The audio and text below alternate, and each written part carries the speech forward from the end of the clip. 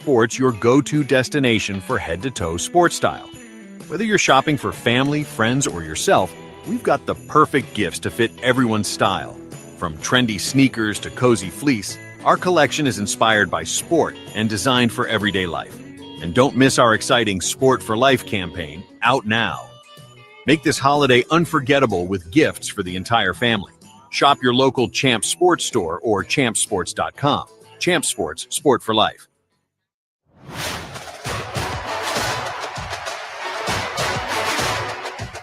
This is the R+L Carriers New Orleans Bowl on ESPN Radio.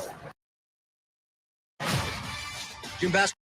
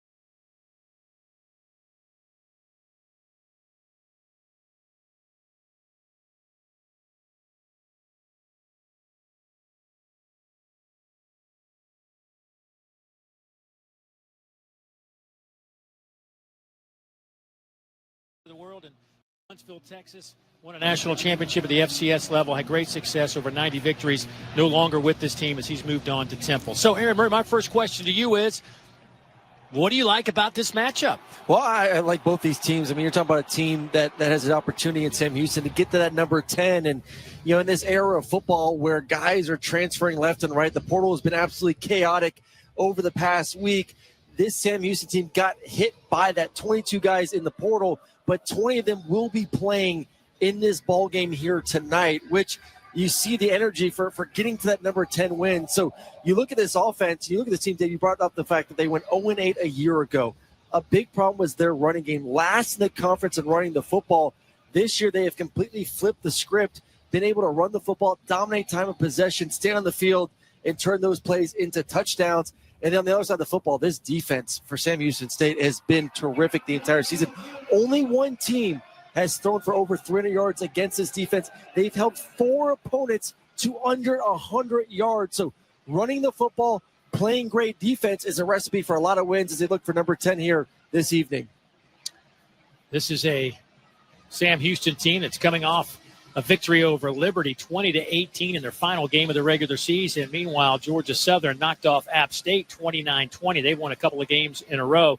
They really felt like they could compete for a Sun Belt championship this year, but really stubbed their toe in a game in mid-November against Troy, a team that struggled this year. They lose that one 28-20 and maybe cost them a chance at maybe a Sun Belt championship. But regardless, 8-win season, things seem to be going in the right direction for Clay Helton and this Eagle program. Matter of fact, you talked about the 22 players in the portal for Sam Houston.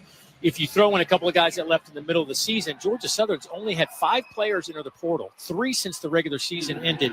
So there is some retention down in Statesboro, Georgia for this program. And certainly part of the reason is you get an opportunity to play right away. You look at J.C. French, a sophomore quarterback out of Roswell, Georgia, for this Georgia Southern team, kind of won the job and never let go of it back in fall camp. No, and I think that you're seeing Clay Helton third year. These are his guys, and part of that the success you're seeing is later in the season too. You know, being able to build the depth for the first 2 seasons, 1-7 in the month of November.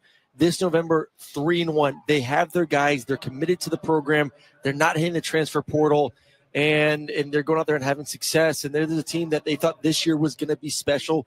An opportunity to compete for their conference championship, was just shy of doing that. But they feel like they have a team right now that can get to that number 9 win. And it does start, like you said, with their quarterback, J.C. French, who I believe is an absolute stud. Accurate, can push the ball vertically down the field.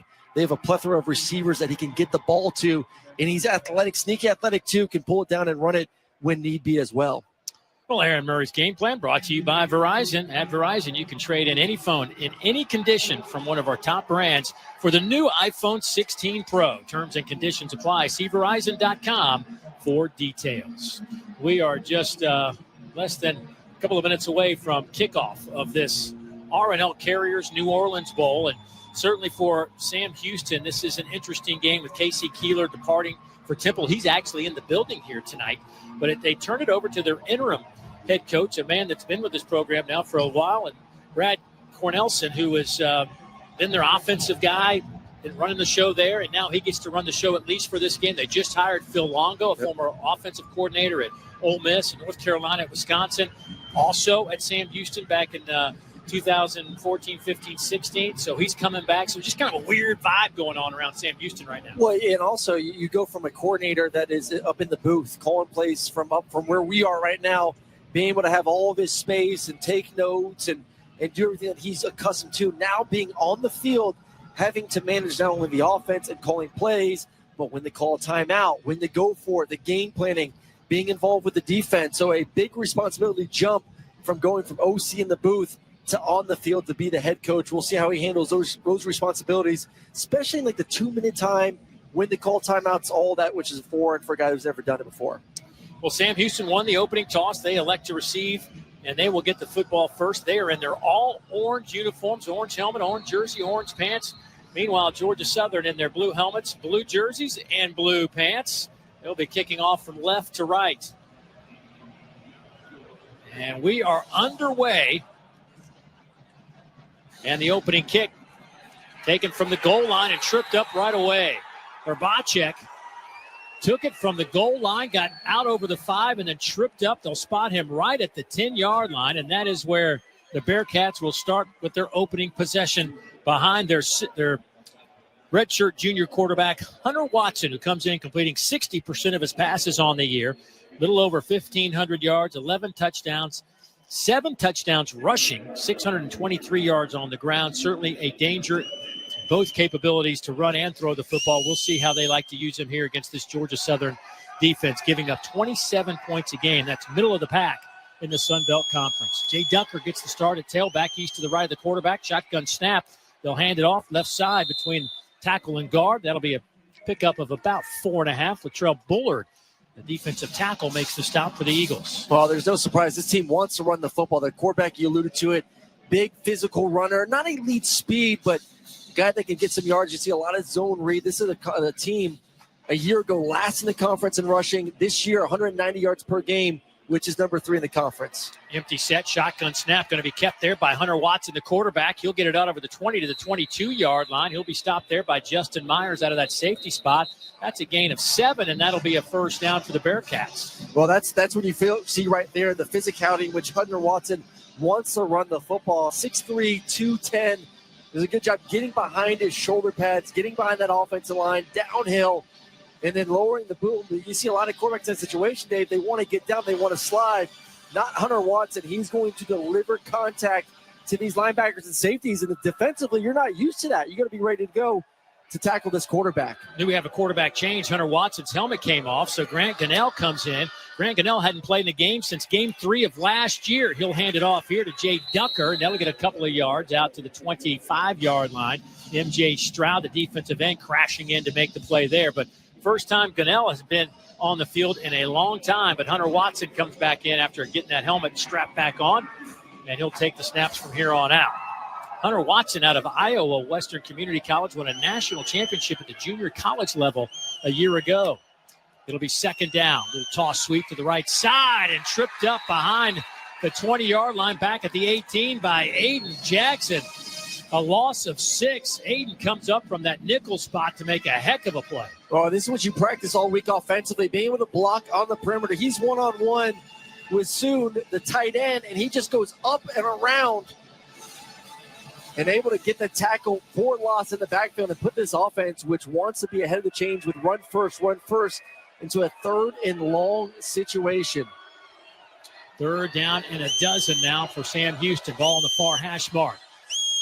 Watson back to throw, decides to tuck it and run to the 25 and falls forward out to the 27-yard line. Tracy Hill Jr., the corner, will get credit for the tackle, a gain of 8, but he'll be 4 yards shy of the line to gain, and the Bearcats will be sending out their punting unit on their opening possession of the game. Yeah, it was a quarterback draw designed from the very start, and you're just hoping that your big quarterback's able to find a way to get those 13 yards with this defense, able to make a play. Watson Trent also in there. Conference Defensive Player of the Year, number 1's going to be all over the ballpark, all over the field here this evening. Josh Dallas will return this punt for Georgia Southern. Jaden Cardell averaging 41 yards per punt this year. Will boom this one out of bounds on the near sideline, so no return, and Georgia Southern will have it decent field position at the 32-yard line for their opening possession. This is an offense from Georgia Southern averaging 28 points a game. They're 363 total yards of offense, 12th in the Sun Belt. They're 28 points per game, 7th in the Sun Belt, facing the Sam Houston defense that is 1st or 2nd just about every major category in the Sun Belt, in Conference USA. It's a talented defense. Don't do a lot. They just line up and play. For Georgia Southern, they have to execute, take care of the football, but they have the playmakers on the outside to make some big ones. J.C. French in an empty set to start this on the near hash mark. Gets a good clean snap, looks left, fires. That one's picked off. It's going back to the end zone. Touchdown, Jalen Jimerson. The Bearcats strike first on a defensive pick 6. 26 yards on the return. Well, you talk about that defense, Dave, and how good and talented they are. This is 22 total turnovers gained for them this season, which is 1st in the conference. This is now 19 straight games they forced a turnover on the very first play. Just a simple screen to the slot receiver. And Jimerson jumps right between the blocker, like he's a receiver, catching it in stride. And that is no fault of the quarterback. He's just catching it and ripping it to the number 2 receiver. The number 3, the receiver to the inside, just misses his block completely. 3rd interception of the year for Jimerson. The youngster out of Liberty transfers in to Sam Houston, and it pays big here in their bowl game. So the Bearcats strike first on a 26-yard pick 6 from Jalen Jimerson on Georgia Southern's first play of the game from scrimmage. And with 12:02 remaining here in the first quarter, it's 7-0 Sam Houston. You're listening to the R+L Carriers New Orleans Bowl on ESPN Radio and the ESPN app. What's up, y'all? It's Joe Budden, here to talk about Prize Picks. Football season is heating up, and Prize Picks is the best place to get real money sports action while watching football. With over 10 million members and billions of dollars in awarded winnings, Prize Picks has made daily fantasy sports accessible to all. The app is really simple to use. Pick 2 or more players across any sport, pick more or less on their projection, and you could win real cash on your lineup. Prize Picks even invented the Flex Play, so you can still cash out if one of your picks doesn't hit. On Prize Picks, you can mix and match players from different sports. Real money sports action while watching football. Download the Prize Picks daily fantasy app today and use code OT and get $50 instantly when you play $5. That's code OT on Prize Picks to get $50 instantly when you play $5. You don't even need to win to receive the $50 bonus. It's guaranteed. Prize Picks. Run your game. Must be present in certain states. Visit prizepicks.com for restrictions and details. Every fan knows the right player in the right position can be a game changer. Put LifeLock between your identity and identity thieves to monitor and alert you to threats you could miss. Plus, with a U.S.-based restoration specialist on your team, you won't have to face drained accounts, fraudulent loans, or other losses from identity theft alone. All backed by the LifeLock $1 Million Protection Package. Change the game on identity theft. Save up to 40% your first year at LifeLock.com/sports. This is an ad by BetterHelp. What's your perfect night? Is it curling up on the couch for a cozy, peaceful night in? Therapy can feel a bit like that, your comfort place where you replenish your energy. With BetterHelp, get matched with a therapist based on your needs, entirely online. It's convenient and suited to your schedule. Find comfort this season with BetterHelp. Visit BetterHelp.com/teamwork to get 10% off your first month. That's BetterHelp, HELP.com/teamwork.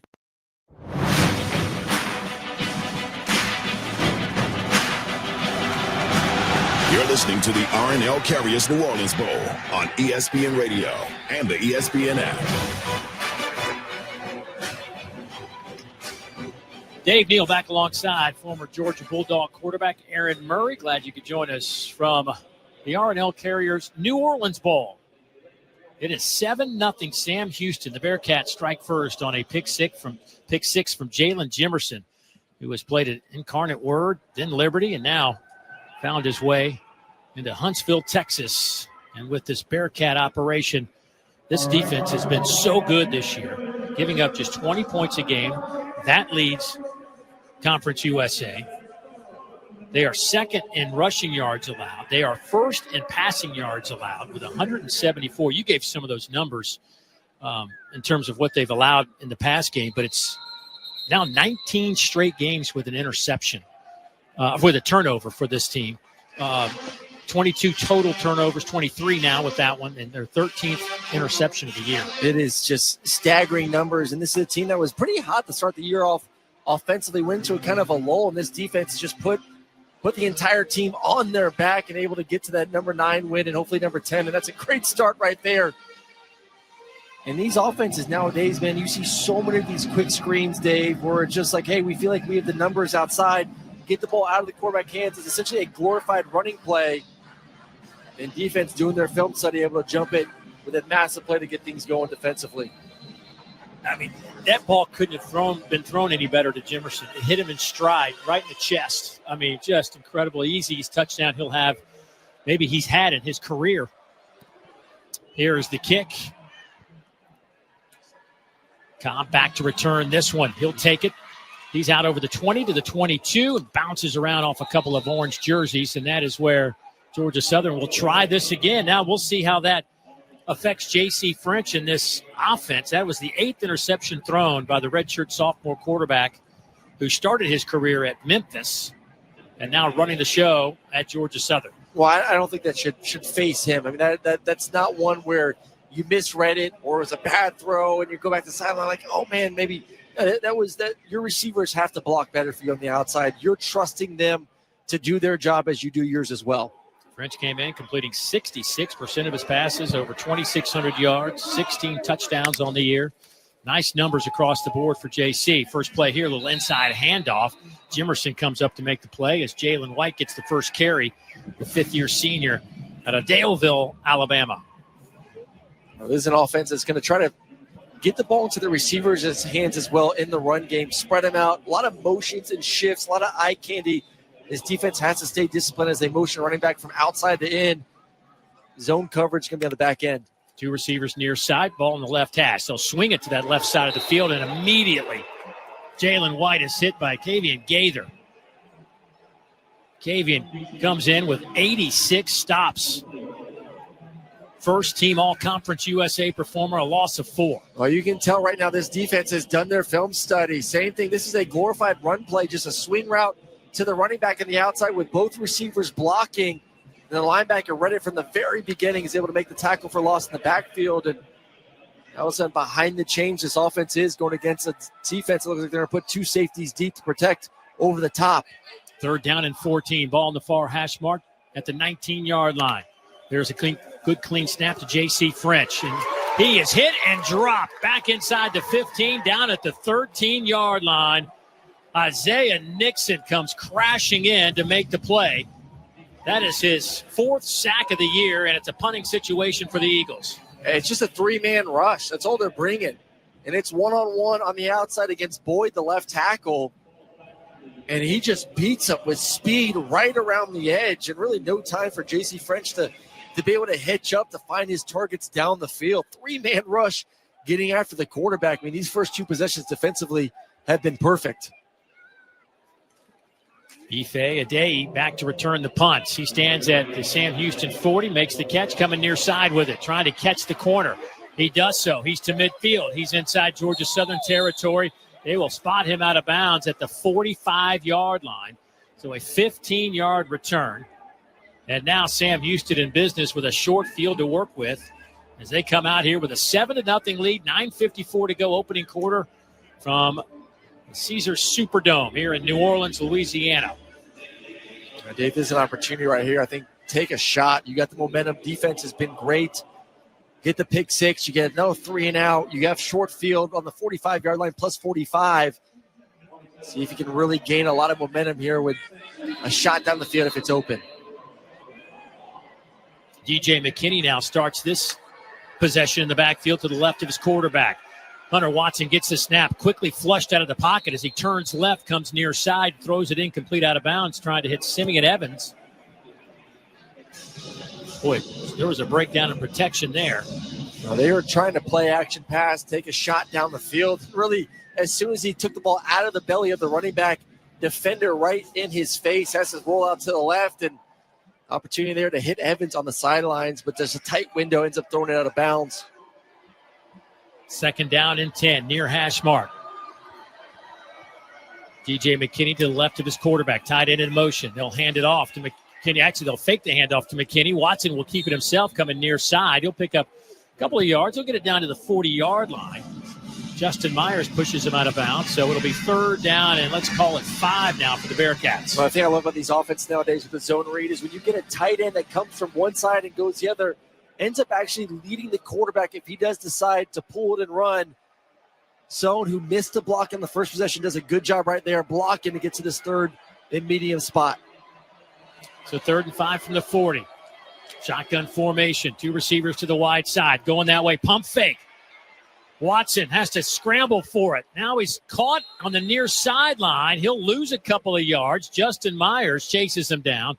So now maybe you're in that let's go for it range. 4th down inside the 45. Looks like they're going to punt the football, and good protection up front. End up bringing a Mike linebacker right up the middle. Running back takes care of it. Quarterback still feels the pressure, gets outside. No one's open, and huge response from Georgia Southern to be in their own territory after the punt and force a quick 3 and out to get the ball back for their offense. Jaden Cardell will punt it away. A short punt, to say the least. Dallas back to return this one. Fair catch called for at the 10. He'll take it there, and that is where Georgia Southern will have it. There will be a timeout on the field. We've got 8:27 to go in the opening quarter. Sam Houston leads Georgia Southern 7-0. This is the R+L Carriers New Orleans Bowl on ESPN Radio and the ESPN app. If you're a facilities manager at a university, you know students rely on the cafeteria for breakfast, lunch, dinner, and the occasional late-night snack. So when a dishwasher breaks down and dirty plates pile up, the mess hall can turn messy in the blink of an eye. Enter Grainger. With over 1 million industrial-grade products and fast delivery, the product you need now is never far away. So you can turn that dishwasher back into a lean, clean washing machine. Call, click Grainger.com, or just stop by. Grainger, for the ones who get it done. This holiday season, make Champs Sports your go-to destination for head-to-toe sports style. Whether you're shopping for family, friends, or yourself, we've got the perfect gifts to fit everyone's style. From trendy sneakers to cozy fleece, our collection is inspired by sport and designed for everyday life. And don't miss our exciting Sport for Life campaign, out now. Make this holiday unforgettable with gifts for the entire family. Shop your local Champs Sports store or champsports.com. Champs Sports, sport for life.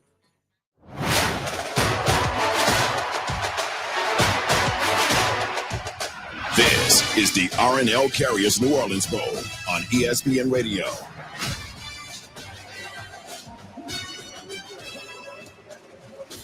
We are back inside Caesars Superdome. Dave Neal and Aaron Murray.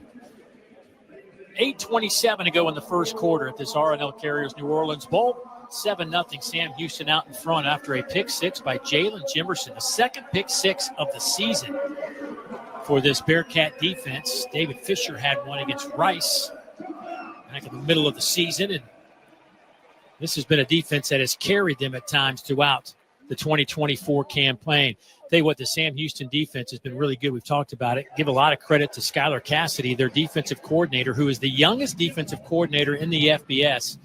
And it's his second year as the defensive coordinator. He's just 30 years old. Woo-wee.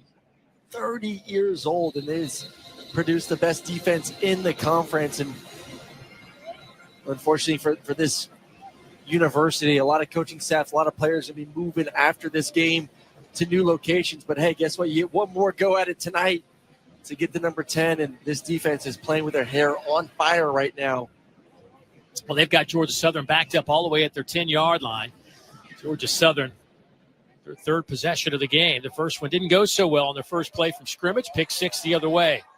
J.C. French out of Roswell, Georgia. Set a school record for completion percentage this year at 66%. He lines up in the shotgun formation.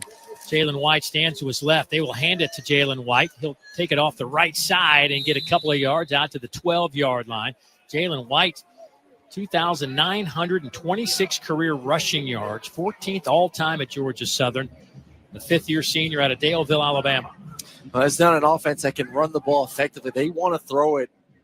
13th in the conference, 102nd overall, 123 on the ground this year is their average for each and every game. They want to throw the football, but I have to find a way to get these safeties in the box to take some shots. Good clean snap shotgun. They'll do a delayed handoff to the aforementioned Jalen White. He takes it up the middle, out over the 25 to the 30-yard line. Caleb Weaver finally brings him down, but that'll be a gain of 18 for Georgia Southern. Gets him out of the shadows of the goalpost. Well, and Tyler Fromm, the tight end, comes in motion and cleans up the back end. Defensive end's going to come scot-free. He takes care of him, opens the hole wide open for the running back to get the gashing run played here to get the first down. Between the hash marks, Georgia Southern working left to right. There's a snap. Is there a flag down? Looked like there was some movement up front. I don't see any flags that came down. Boy, Clay Helton on the far side thought that Sam Houston jumped into the neutral zone, but that pass is incomplete. No flag on the play. I'm surprised. Or was there? No flag. No flag. I definitely thought that Sam Houston jumped off sides. I think J.C. French was expecting that as well. He ends up just throwing the ball on a back shoulder fade, thinking it's a free play, and luckily for him, no consequence on it, but definitely flag should have been out for defensive offsides there. So now second down and 10. They'll work out of that shotgun. Jalen White stands to the right of his quarterback. Two receivers to each side.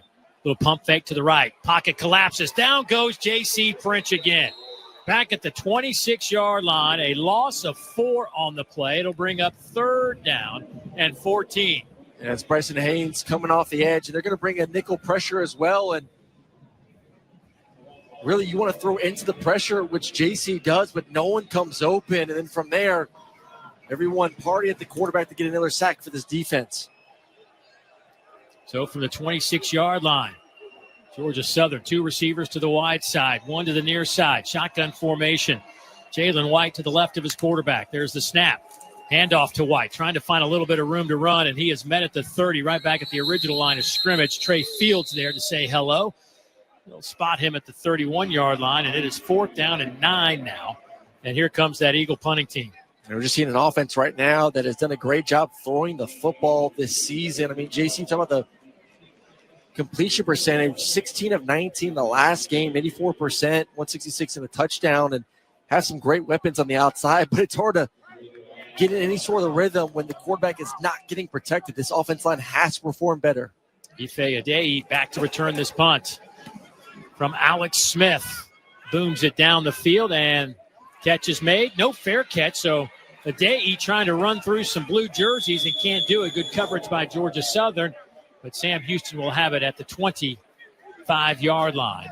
It is 7-0. Sam Houston stayed out in front of Georgia Southern with 5:52 to go here in the opening quarter. And neither team really moving the ball that well offensively. Well, it's been a struggle offensively for both these teams, but I would say usually coming off a big break, advantage defense as these offenses trying to get back to the rhythm again. So a timeout on the field with 5:52 to go here in the opening quarter. Sam Houston leads Georgia Southern 7-0. This is the R+L Carriers New Orleans Bowl on ESPN Radio and the ESPN app. Football fans, picture this. You bet on your favorite player to score the first touchdown. He throws a block and his teammate scores instead. With BetMGM's second chance promotion, you'll get your stake back if your first TD scorer scores second. Bet on any pro football player to score the first touchdown of the game. If you're right, you win. If your player scores second, you get your stake back in cash. With BetMGM's second chance promotion, you have a chance to keep the fun going after the first player crosses the goal line. BetMGM and GameSense remind you to gamble responsibly. See BetMGM.com for terms. 21 plus only. This U.S. promotional offer not available in Mississippi, Nevada, Ontario, or Puerto Rico. Gambling problem? Call 1-800-GAMBLER. Available in the U.S. For New York, call 877-8-HOPE-NY or text HOPE-NY 467-369. For Arizona, call 1-800-NEXT-STEP. For Massachusetts, 1-800-327-5050. For Iowa, 1-800-BETS-OFF. For Puerto Rico, 1-800-981-0023. Subject to eligibility requirements in partnership with Kansas Crossing Casino and Hotel. Hey, fans! Welcome back to Fansville's Cheers and Tears. Oh. Okay, so like everybody deals with losing, right? To a rival on a last-second field goal. Whatever, it's fine. I'm totally fine. But I cope with losing with an ice-cold Dr. Pepper. Those 23 flavors are like so delicious. They totally wash away the pain of your college football team taking a big fat L. College football, it's a pepper thing.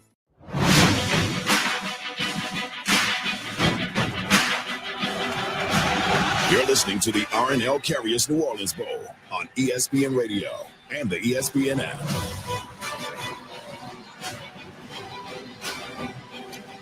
Back inside Caesars Superdome. Dave Neal, former Georgia quarterback. Aaron Murray. How can we say Dave Neal, former Florida State Seminole? We always give the analyst school. What about my school? Nobody ever gives my school. Well, I don't know if you want people to know your school this year. Good point. So this is the year that, this is the year of. Right. But you got a new quarterback, though. You got a new quarterback from BC. Right.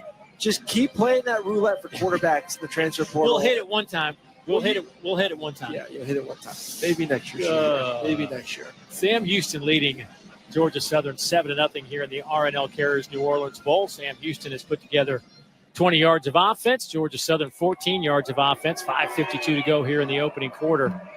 See what the Bearcats have in store on this possession as they work right to left, and they're all orange unis. Georgia Southern, and they're all blue unis.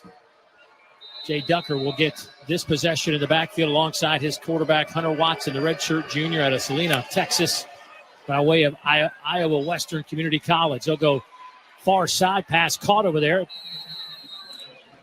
Right outside the numbers, out to the 31-yard line. That'll be Simeon Evans with the reception, a gain of 5.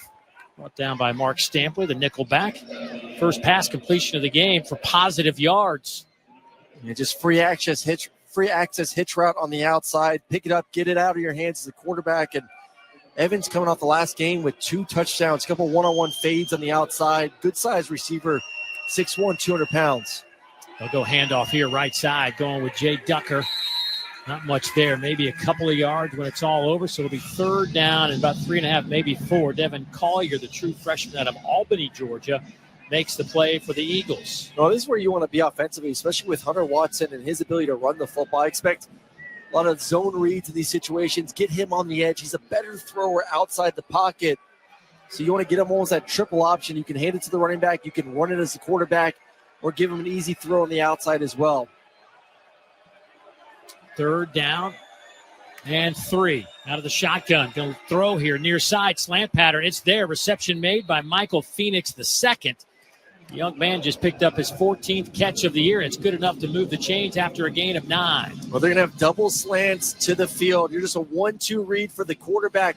As long as that linebacker stays in the middle of the field, you're going to work 1 to the inside, 2 to the outside.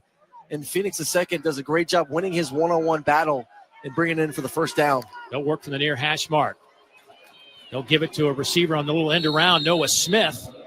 Noah, who has played a bunch of different positions in his tenure at Sam Houston, quarterback, receiver, running back. Gets that one out to the 45-yard line. Oh, he's now 9 rushing yards away from 1,000 rushing yards for his career. Will only be the second player in school history to have both 1,000 yards receiving and rushing.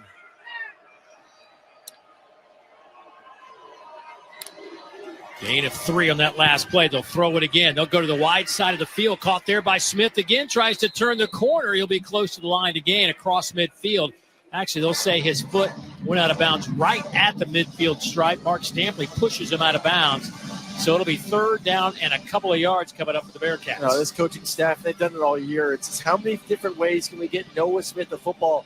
Jet sweep the previous play. That one, just a quick screen, a bubble screen to the outside. He's just so elusive. You want to find any way to get him the ball. Working from that far hash mark. The entire offense looks to the near sideline to get the call from all those giving those signals on that Sam Houston sideline. So 3rd down and 3. They'll put the running back in motion. Empty set now. They'll come to the running back. Jay Ducker makes the catch, and he falls forward. A flag will come out. He will be what looks to be right on the line. Maybe a half yard shy, but there is a flag. So there's going to be holding on the offense on the outside. Right now, these offenses have struggled to block on the perimeter. Holding. Offense, number 3. 10-yard penalty. Repeat. 3rd down. We've seen it a few times, Dave, of just, these offenses, they want to run these plays. They're essentially run plays, but the quarterback's throwing the ball somewhere into the flat, and the defense is reading it, coming downhill pretty fast, putting the receivers in the bind. But you still have to be better. You work these drills over and over again all week. Perimeter blocking. And right now, neither team's doing a good job. After that holding penalty, it's 3rd and 13. Watson looking to throw. He doesn't have any time. He is wrapped up and dropped. They'll spot his forward progress at around the 30, but he was finally brought to the turf back at the 25.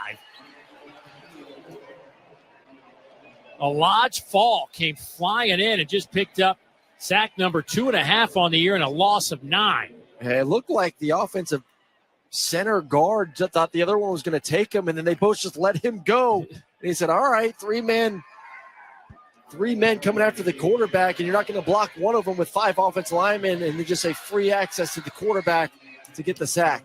Josh Dallas back to return this punt. It's a good one. Fields it at his 20. Takes it right back up the middle. Big collision at the 27, and he is dropped at the 29-yard line. A 49-yard punt, a 5-yard return by Dallas will set up Georgia Southern inside their 30. This offense needs to get it going. Just 14 total yards here in the first quarter. 2:03 to play. In our first frame, 7-0 Sam Houston out in front of Georgia Southern. I would always say offense is always a little bit slow in these bowl games to get going. There's just a lot more things that have to work correctly. You've had some time off. Obviously, you've still been practicing, but getting into that game-like speed, defenses always had the advantage. So hopefully it's just knocking off the rust for these offenses here in the first quarter. We start to see a little bit more fireworks come the 2nd, 3rd, and 4th. David Badinga, sophomore running back out of Atlanta, Georgia, in the game now for Georgia Southern. He stands to the right of his quarterback, J.C. French, on the near hash mark. 2 receivers to the far side, 1 to the near side. Looking left to the wide side of the field. Pass caught there. That'll be a 1st down for Georgia Southern. Goes to their guy, Derwin Burgess Jr., who just picked up his 54th catch of the year. Yeah, 2nd player in school history with 200 receptions. Just a slant route to the outside. A nice, accurate football. Confident throw from the quarterback. 17-yard gain going quick here. French looking to throw downfield, and as soon as he gets ready to wind up and heave it, he is brought down to the turf by Richard Outland Jr., one of those players that's in the portal but decided to play this game, and he picks up a sack. Well, another player in the portal, too, Trey Fields, is able to get some pressure initially on the quarterback, forcing him to step up in the pocket.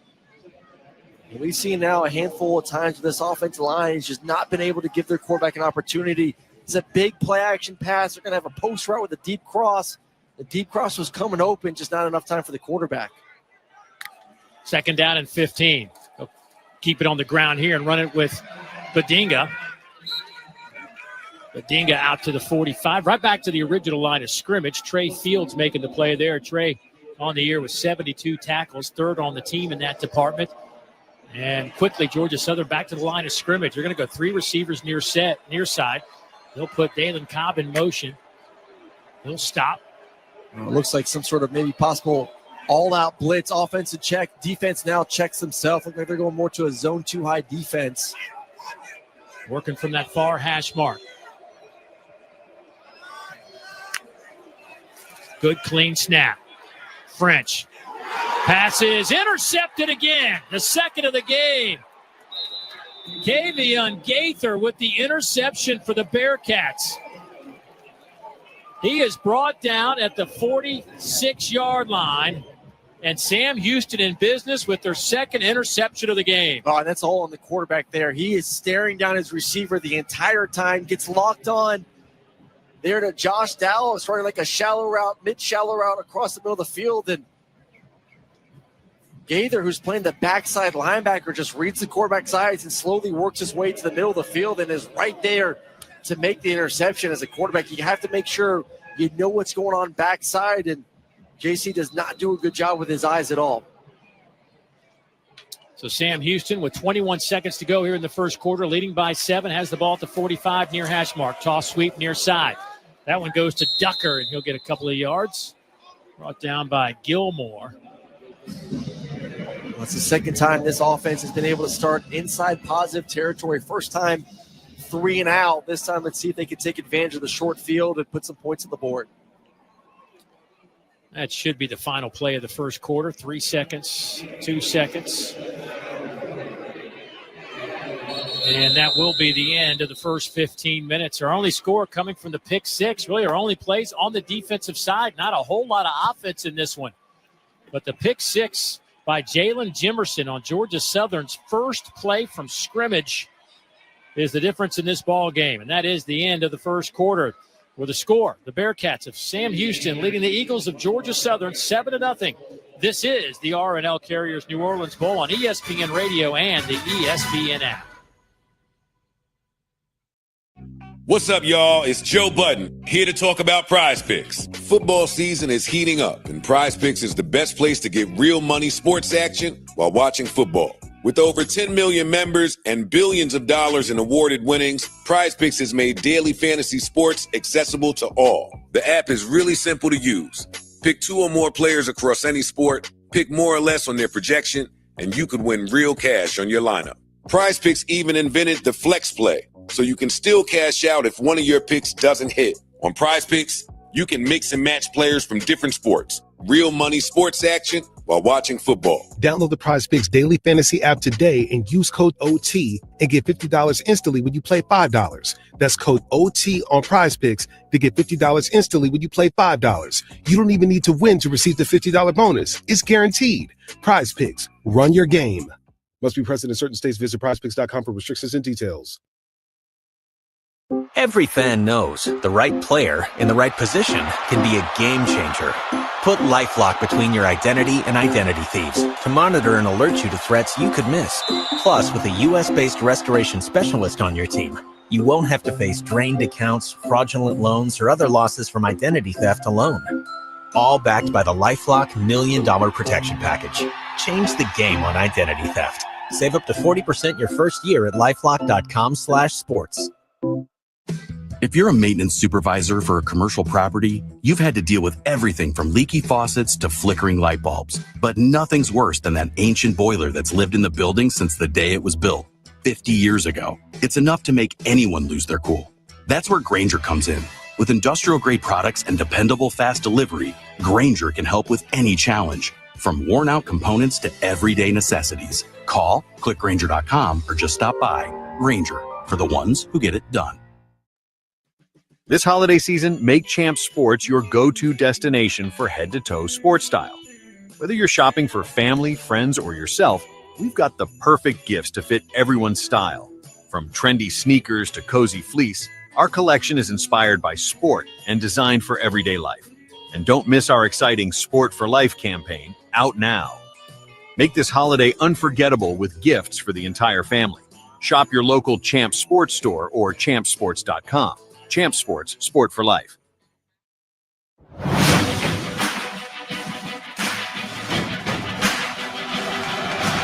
You're listening to the R+L Carriers New Orleans Bowl on ESPN Radio and the ESPN app. It is 7-0. Sam Houston in front of Georgia Southern in this R+L Carriers New Orleans Bowl from the Caesars Superdome here in the Crescent City. Dave Neal and Aaron Murray, glad you could join us. An interception just a moment ago. The second one of the game by this Sam Houston defense. Kavian Gaither with his 5th career pick for the senior out of Waco, Texas. Leader of that defense all season long, really for his career. Sets up his offense as we flip sides of the field for a fresh 15 minutes here in the second quarter. In a game that's been dominated by these defenses. It'll be 2nd down and 7 for the Bearcats as they work now left to right from the 43-yard line of Georgia Southern. And they're all orange uniforms. Georgia Southern in their all blue uniforms. For the Eagles, this is their 3rd consecutive bowl game. Clay Helton, the coach of the Eagles, trying to win his first bowl game since he was coaching Southern Cal to a victory in the Rose Bowl back in 2016. Here's the pass down the far sideline from Hunter Watson, trying to hit Cuevas Humphreys. And that will be a reception. Nice catch on the far sideline down to the 24-yard line by Humphreys. Oh, it's just one-on-one coverage with Gamble on the backside, and it's a back shoulder fade. Gets both feet actually in bounds. Perfectly thrown football, and I love the receiver continuing to run full speed. That way the DB does not have enough time to turn around and make a play. 19th catch of the year for Humphreys. Coming near side. Quick snap, quick throw. That one's caught by Michael Phoenix. The second breaks a tackle, loose ball on the deck at the 20. Who's got it? Georgia Southern comes up with their first turnover of the game back at the 20-yard line. Boy, did they need a defensive stop, and they just got it with 14:31 to go here in the second quarter. Well, they're fortunate, too, because the slot receiver ends up coming wide open for a touchdown. Quarterback takes the number 1 receiver on the outside. Ball's low, and then as a receiver, you got to find a way to catch that football and then tuck it away. He's holding it like a dang loaf of bread. Ball gets popped out. Nice play on the outside. Tracy Hill Jr. punches it out of the hand of the receiver. Up it goes. And like you say, Dave, a much-needed play for this defense to get the ball back. And that's twice now in their own territory to start a possession. They're able to come away without giving up any points. So 1st down and 10 for the Eagles. Ball sits on that near hash mark. And a shotgun formation for J.C. French as Jalen White's back in the game at running back. Stands to the right of his quarterback. They will hand it off to Jalen White. Nice job getting through that line of scrimmage out to the 30-yard line, just shy of it at the 29. So he'll be about a half a yard shy of the line to gain. Pick up at 9.5 for White. Trey Fields with the tackle. Well, it's the second time we've seen the tight end motion in. He's the cutoff blocker on the outside, and then a zone scheme to the inside. And offensive line doing a good job getting to the second level. 2nd and short. There's the handoff to White. Will have the 1st down. Jalen dragged to the turf by Kavian Gaither, that linebacker, but enough for the 1st down. Now it's the 33-yard line.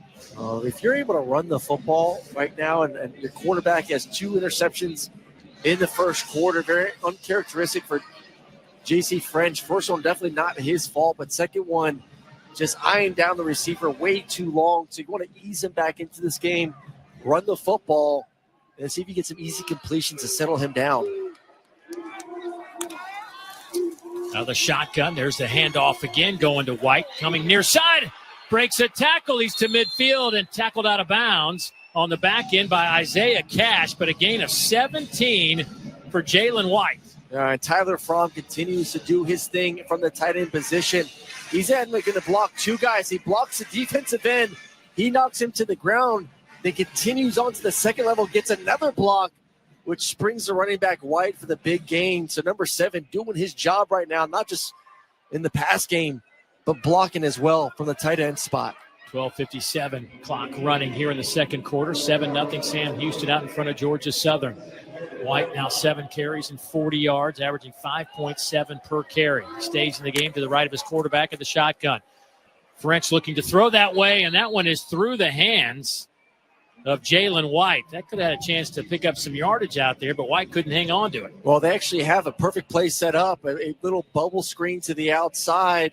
You're going to have a tight end and Bo Johnson as the lead blocker, and they schemed it up nicely because there's going to be pressure from the nickel spot to the field. So they're bringing a blitz, throwing into it, and you have a blocker for the safety. Running back catches it, and there's really no one left. Could have been a massive game for the offense. David Bedinga checks in at running back now.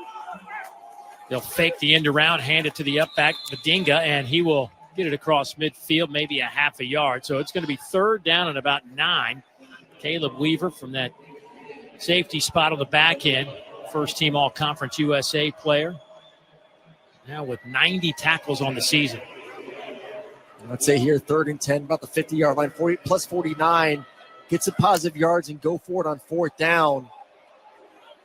Right now, defense showing pressure. Last time offense checked, they checked out of it, got the interception. Let's see if they check right again. Empty set. French to throw, coming near side. Pass caught there by Burgess, but he is shy the line to gain it to 41. They needed to get it to the 39. Devon Armstead out there in coverage, and they're going to keep the offense on the field here on the 4th down and about maybe just inside of 2 yards. Yeah, exactly what they need to do. Get to a 4th and manageable, know that you're going to go for the next play. So from the near hash, under center is French. Single setback. They're going to actually just go ahead and keep the quarterback right behind his center, and that is plenty for the 1st down at the 38-yard line. Nice job by French. Quick snap, got the 1st down. Well, I like the motion, too. As you're in a motion, the receiver thinking maybe there's a jet sweep component to it as well. Get the defense kind of stalled. They're watching. All of a sudden, you snap it, quarterback sneak, able to get the 1st down. Javon Leon, the defensive end, the 5th-year senior out of Houston, down on the ground right now for Sam Houston. And while they attend to him, we will step aside, and we have 11:22 to go here in the 2nd quarter. Sam Houston up on Georgia Southern 7-0. You're listening to the R+L Carriers New Orleans Bowl on ESPN Radio and the ESPN app.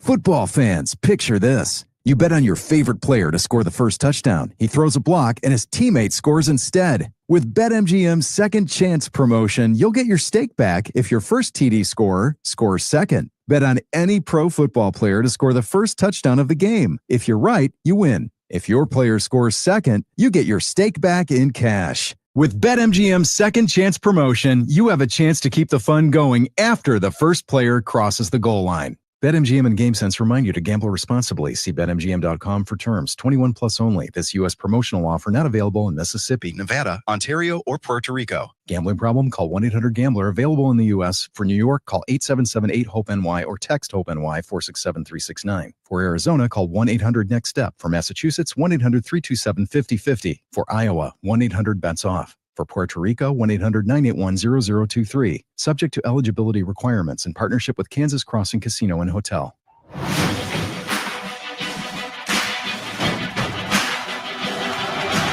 You're listening to the R+L Carriers New Orleans Bowl on ESPN Radio and the ESPN app.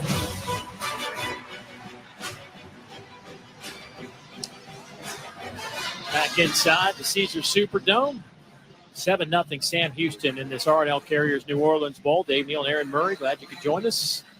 Gorgeous day here in the Crescent City. Just walk down to Bourbon Street in the French Quarter. You always see some crazy stuff in this town. Were you up late last night checking it out? I was up late, but not checking it out. I'm too old for that. Uh-huh. Too old for that. There was a time and a place, Aaron, and that is not now. As we went to break, Javon Leon, the 5th-year senior, solid defensive lineman for this Bearcat team, helped off the field. Trying to get an update on his status. Doesn't look like he'll be coming back anytime soon, the way he was being helped off the field. Meantime, it'll be 1st down and 10 for Georgia Southern from the Sam Houston 38-yard line, just inside that near hash mark.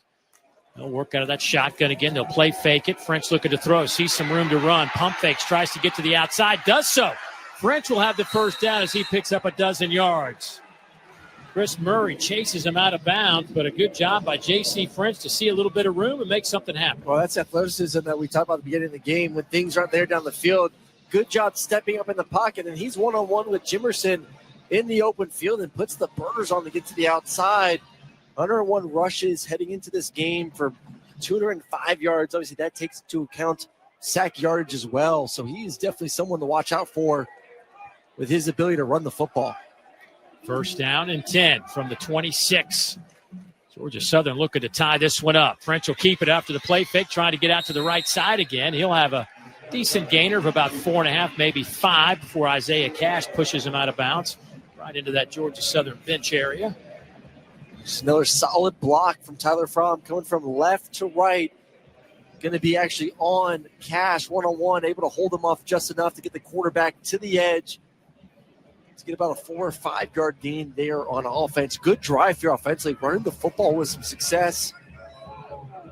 Yeah, it's their best drive of the game. Started back at the 20 after Georgia Southern's defense created the fumble. Now they sit at the Sam Houston 23-yard line. Second down. Good clean snap. Handoff goes to Babinga, and he will get it inside the 20 down to the 17-yard line. Trey Fields there to make the tackle. That's a gain of 5, so it'll be third down and about a yard now as the clock moves inside of 9:45 to go here in the second quarter.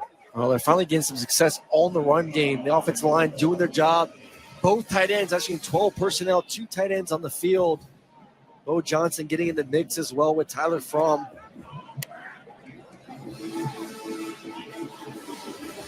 Big shift.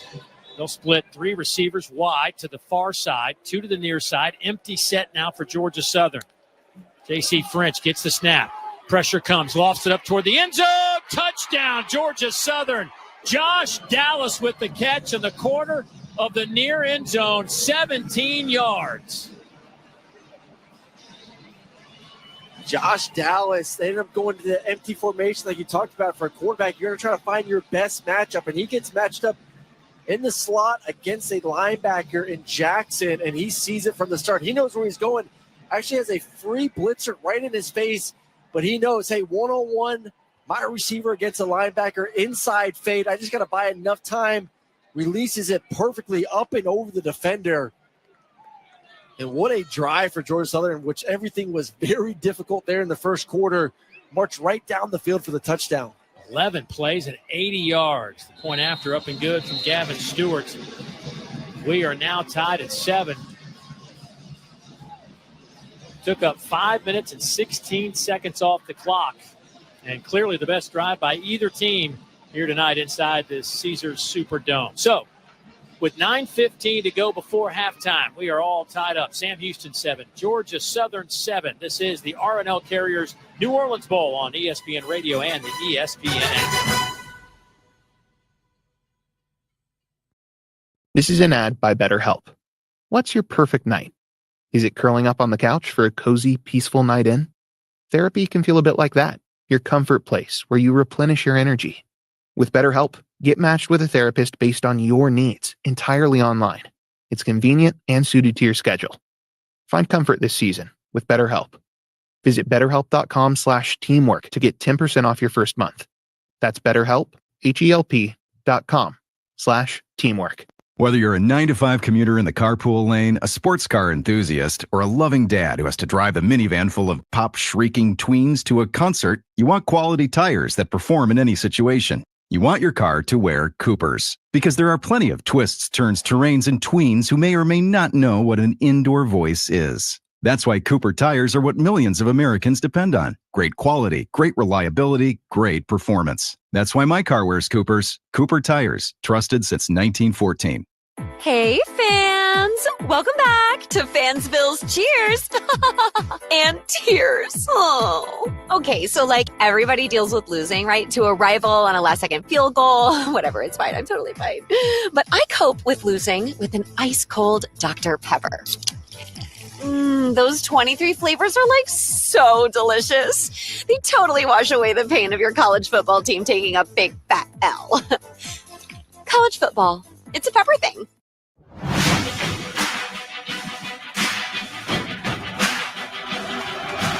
You're listening to the R+L Carriers New Orleans Bowl on ESPN Radio and the ESPN app.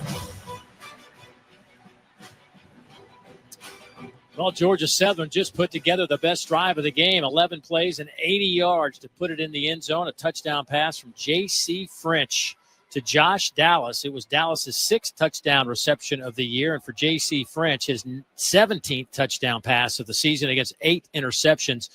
He set the school record for completion percentage this year at 66%. Had the 3rd best season in Georgia Southern history in completions and yards and touchdowns, and continues to show you some of that skill that put him in that lofty company in Eagle history. But 7-7 game here. And now Sam Houston's got to get their offense going and start picking up some yardages and first down. Well, their defense has put them in some really good positions and just unable to take advantage of it, and moving the ball inside the 20 the previous possession until a fumble from the receiver on the outside. Really, the run game, which is their bread and butter, just not been consistent. Both offensive lines been a little bit shaky here. Georgia Southern previous possession finally got it going from the offensive line. We'll see Sam Houston's offensive line can start making some movement up front.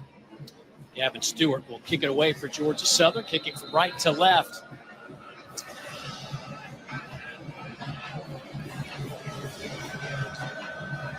Herbacek and Gentry back to return this kick. It'll be Herbacek watching it sail through the back of the end zone and so out to the 25-yard line. We now pause 10 seconds for station identification. You're listening to the RNL Carriers New Orleans Bowl on ESPN Radio and the ESPN app.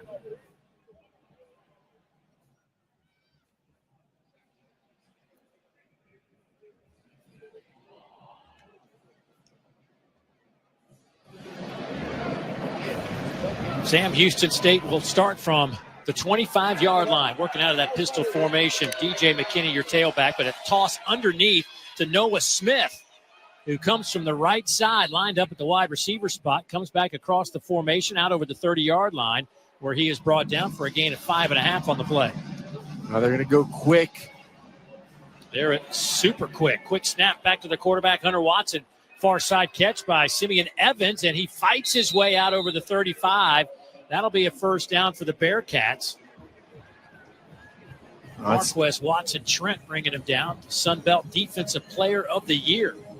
Well, sometimes when the offense is not really going, you want to go up tempo a little bit, get some energy, get guys moving around. Two nice plays there to get the drive going, get the first down. Watson has hit 7 straight passes. So hand it off. This one going to Noah Smith again on that little end-around play. He'll pick up 4.5 before he is slung out right in that Georgia Southern bench on the far side of the field by Dorian Smith. I just love the way the coach staff talks about Noah Smith. Not a big guy, 5'11", 190 pounds, but is so physical. Very tough to bring down with his quickness, his balance. Senior out of Houston, Texas. Second down. Bearcats going to throw near side. Pass caught there by Adeye. He'll have it inside Georgia Southern territory down to the Eagles' 45-yard line. Another first down for the Cats after a gain of 16. Well, just free access. And we've seen that a little bit here in the last 2 possessions where the defense just giving a lot of cushion to these receivers. Just an Omaha route, little out route for an easy completion. Another quick snap. They'll fake the end around this time. And Watson, the quarterback, will keep it inside the 40, fights his way down to the 37-yard line, actually the 38-yard line. So nice little 6.5-yard pickup on first down, brought down by Keva Second, the defensive end out of Lithia Springs, Georgia. It's amazing what happens. You start moving the ball, going with some tempo. Now you're the aggressor on offense. We're seeing that right now. Moving the football, a couple nice easy throws, and then get the ball to the perimeter. DJ McKinney to the right of his quarterback. There's the snap, the handoff to the left side, brought down almost immediately by Gilmore, an inside linebacker. It'll be maybe a half a yard if he just did get back to the line of scrimmage. So it'll be third down at about 3. That's an impressive tackle. It's a spread offense. Light box on the inside. You're going to be one-on-one with the running back and able to win that battle to get this to a 3rd and medium defensively. So from the 37, they got to get it just inside the 35 for the first down. That shotgun formation, they're going to move the pocket near side. Quick throw. Pass is caught there. Big collision. Lonnie Atkism makes the catch, and he is hit immediately, and he'll have enough for the first down. But you can hear the collision way up here in our press box. It's a good time right there to call the sprint out to the right for the quarterback. Defensively, they're going to bring the pressure, get the quarterback to the outside, get the completion, and then Stampley bring in the absolute boom, but just a little bit too late. Offense able to get another first down. So first down and 10 from the 33-yard line. Throw to the wide side of the field, caught there by Evans. Little slip screen. He's going to take it all the way to the end zone. 33 yards for the Bearcats. A play that looked like it was going to pick up 2-3 yards ends up being a 33-yard touchdown reception. It's a tunnel screen to the left side of the formation. You're going to get the left tackle, Colt Dieterich, coming to the outside and just decleats the safety coming to make the tackle. And from there, Simeon Evans just comes to the inside, uses his speed, and is untouched on his way to the end zone for the touchdown. What a drive. 8 plays, 75 yards. Little up-tempo run the football, and then just an easy screen. Good block on the outside. And they get a touchdown to retake the lead. Christian Pavon's point after is up and good, and Sam Houston has gotten back out in front. Hunter Watson. It's Simeon Evans for the touchdown from 33 yards out. And with 5:46 left before halftime, it is Sam Houston 14, Georgia Southern 7. This is the R+L Carriers New Orleans Bowl on ESPN Radio and the ESPN app. If you're a maintenance supervisor for a commercial property, you've had to deal with everything from leaky faucets to flickering light bulbs. But nothing's worse than that ancient boiler that's lived in the building since the day it was built, 50 years ago. It's enough to make anyone lose their cool. That's where Grainger comes in. With industrial-grade products and dependable fast delivery, Grainger can help with any challenge, from worn-out components to everyday necessities. Call, click Grainger.com, or just stop by. Grainger, for the ones who get it done. This holiday season, make Champs Sports your go-to destination for head-to-toe sports style. Whether you're shopping for family, friends, or yourself, we've got the perfect gifts to fit everyone's style. From trendy sneakers to cozy fleece, our collection is inspired by sport and designed for everyday life. And don't miss our exciting Sport for Life campaign, out now. Make this holiday unforgettable with gifts for the entire family. Shop your local Champs Sports store or champsports.com. Champs Sports, sport for life. Every fan knows the right player in the right position can be a game changer. Put LifeLock between your identity and identity thieves to monitor and alert you to threats you could miss. Plus, with a U.S.-based restoration specialist on your team, you won't have to face drained accounts, fraudulent loans, or other losses from identity theft alone. All backed by the LifeLock $1 Million Protection Package. Change the game on identity theft. Save up to 40% your first year at lifelock.com/sports.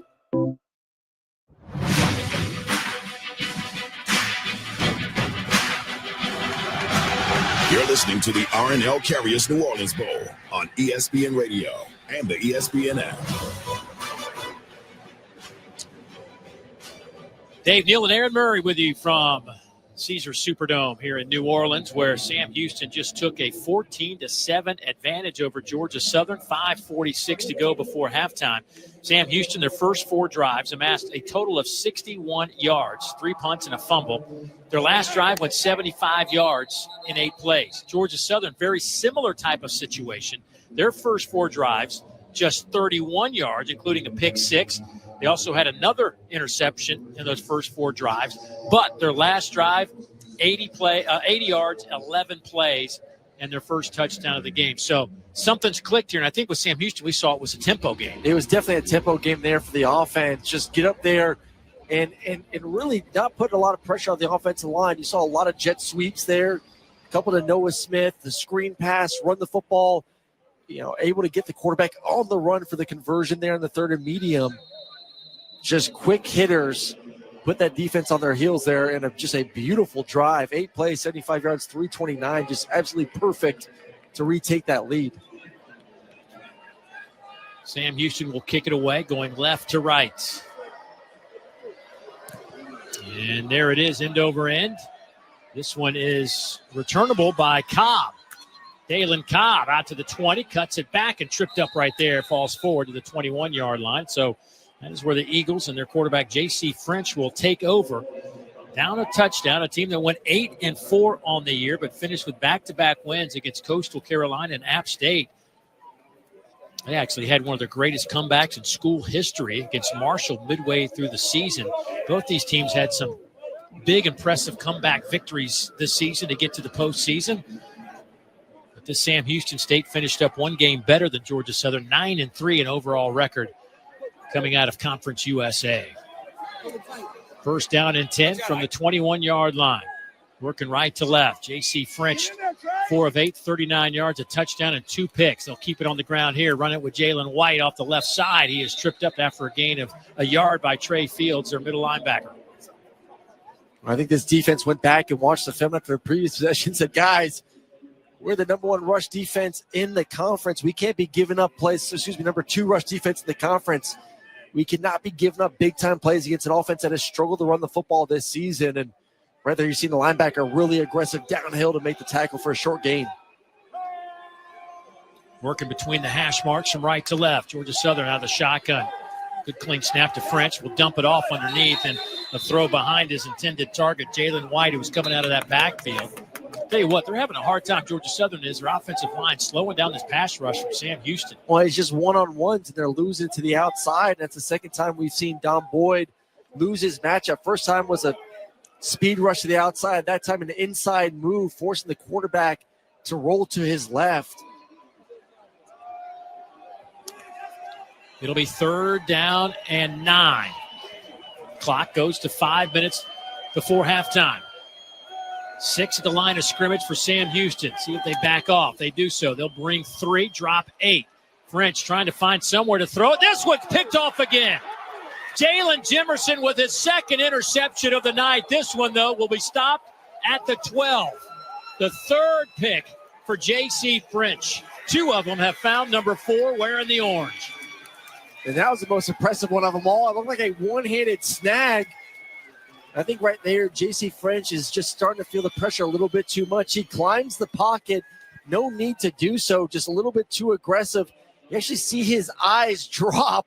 And, yeah, a one-handed snag there from Jimerson. Really impressive catch there from the defender to get his 2nd interception of the game. But I think right now you're starting to see a quarterback where he's seeing some ghosts back there in the backfield, Dave.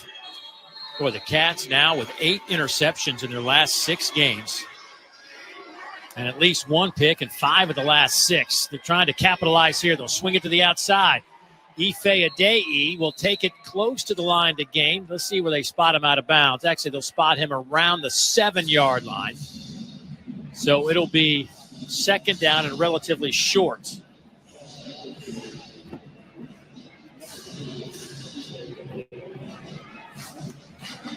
That is 11 straight completions now for Hunter Watson. Longest streak of his Sam Houston career. He'll line it up at the 7-yard line from that far hash mark. Shotgun snap, running left, moving the pocket this way, throws. Pass is caught around the 1-yard line by Elijah Son. His 14th catch of the year, but he's just shy. I'm talking about 6 inches shy of the goal line. They're going to sprint out, get him motioning really fast from left to right, trying to create rub routes from the 2 receivers to the field, able to do so. Really nice tackle there on the outside. Here's a snap, quick snap, handoff inside, and nothing there for Jay Ducker. Right between the guards, and that defensive front from Georgia Southern stood tall. Elijah Son limping off the field, who made that catch a moment ago, their tight end. They'll bring in Fernando Garza III to anchor the right side of that line as the tight end. Ducker stays in the game at running back. Lost a yard on that last play. So from 1.5-yard line, Sam Houston trying to punch it in. There's the clap of the hands. The snap to the quarterback. Watson takes it into the end zone. Hunter Watson with his 8th rushing touchdown from 1.5 yards out. And it's now a 2-score game. Sam Houston up 20-7 on Georgia Southern. Doing a good job handling the snap. Ball was slow. He's able to kind of reel it in, trap it on the ground, then pick it up. Jay Ducker, the running back, leads the charge. Bring a couple tight ends as well. Garza, Jewett, 12 personnel, a couple big bodies, able to reel it in there for another touchdown and take advantage of their 3rd interception of the ball game. Christian Pavon, the junior out of Willis, Texas, with the point after. It's up and good. So another turnover results in a touchdown for Sam Houston. The 3rd interception of the game, the 2nd one of the night for Jalen Jimerson, sets up his Bearcat team and with a short field, and they take advantage. And they now lead it 21-7 with 3:09 to go before halftime. And it's been a tale of just turnovers, and unable to capitalize earlier. But that one, get it within about the 10-yard line and just punch it in. And right now you got a quarterback in Hunter Watson that right now not putting a lot on his plate. You see the rollouts, the quick screens, the quick passes, but just get the ball to your athletes in space, and then from there able to use his big size and frame to run the ball in there behind his offensive line to get the touchdown. Well, for J.C. French, it's now his second game with 3 interceptions this season. He had 3 against James Madison back in mid-October. Boy, hard to overcome those turnovers in the first half, but this has been a turnover machine lately at Sam Houston. They are now they are plus 10 in the turnover department this year, top 20 in the country. They have 25 game turnovers this year, 15 interceptions, and 10 fumbles on the year. That is first in Conference USA and top 15 in the country. Here's the kick, end over end, going to Dalen Cobb at the 2-yard line, calls a fair catch, so it'll come out to the 25. Boy, now Georgia Southern's got to shake this off. And now I asked you earlier about the opening play of the game for Georgia Southern, pick 6. How would that affect J.C. French? You said it shouldn't. It was more of a wide receiver issue, not blocking a defender. But now these past 2 have been on him, though. You know, one was him not using his eyes correctly and a defender coming in to pick the ball over the middle. That one, you see now all of a sudden the previous interception, defensive lineman getting pressure on the quarterback there, had plenty of time in the pocket. He just gets way too far up there, drops his eyes, and then doesn't see the defender and throws another pick.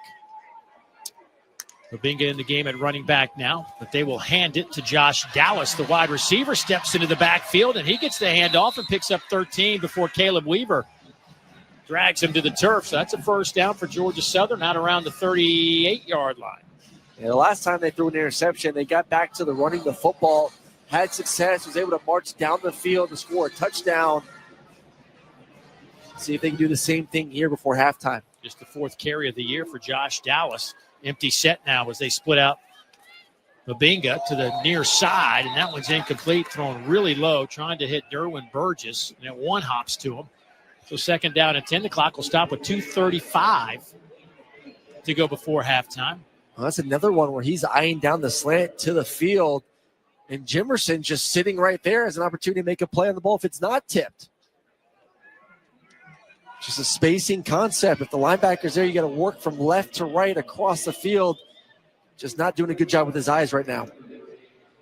Second down and 10. They'll move the receiver, Josh Dallas, back into the backfield. They'll fake it to him, though, and they'll give it the end around.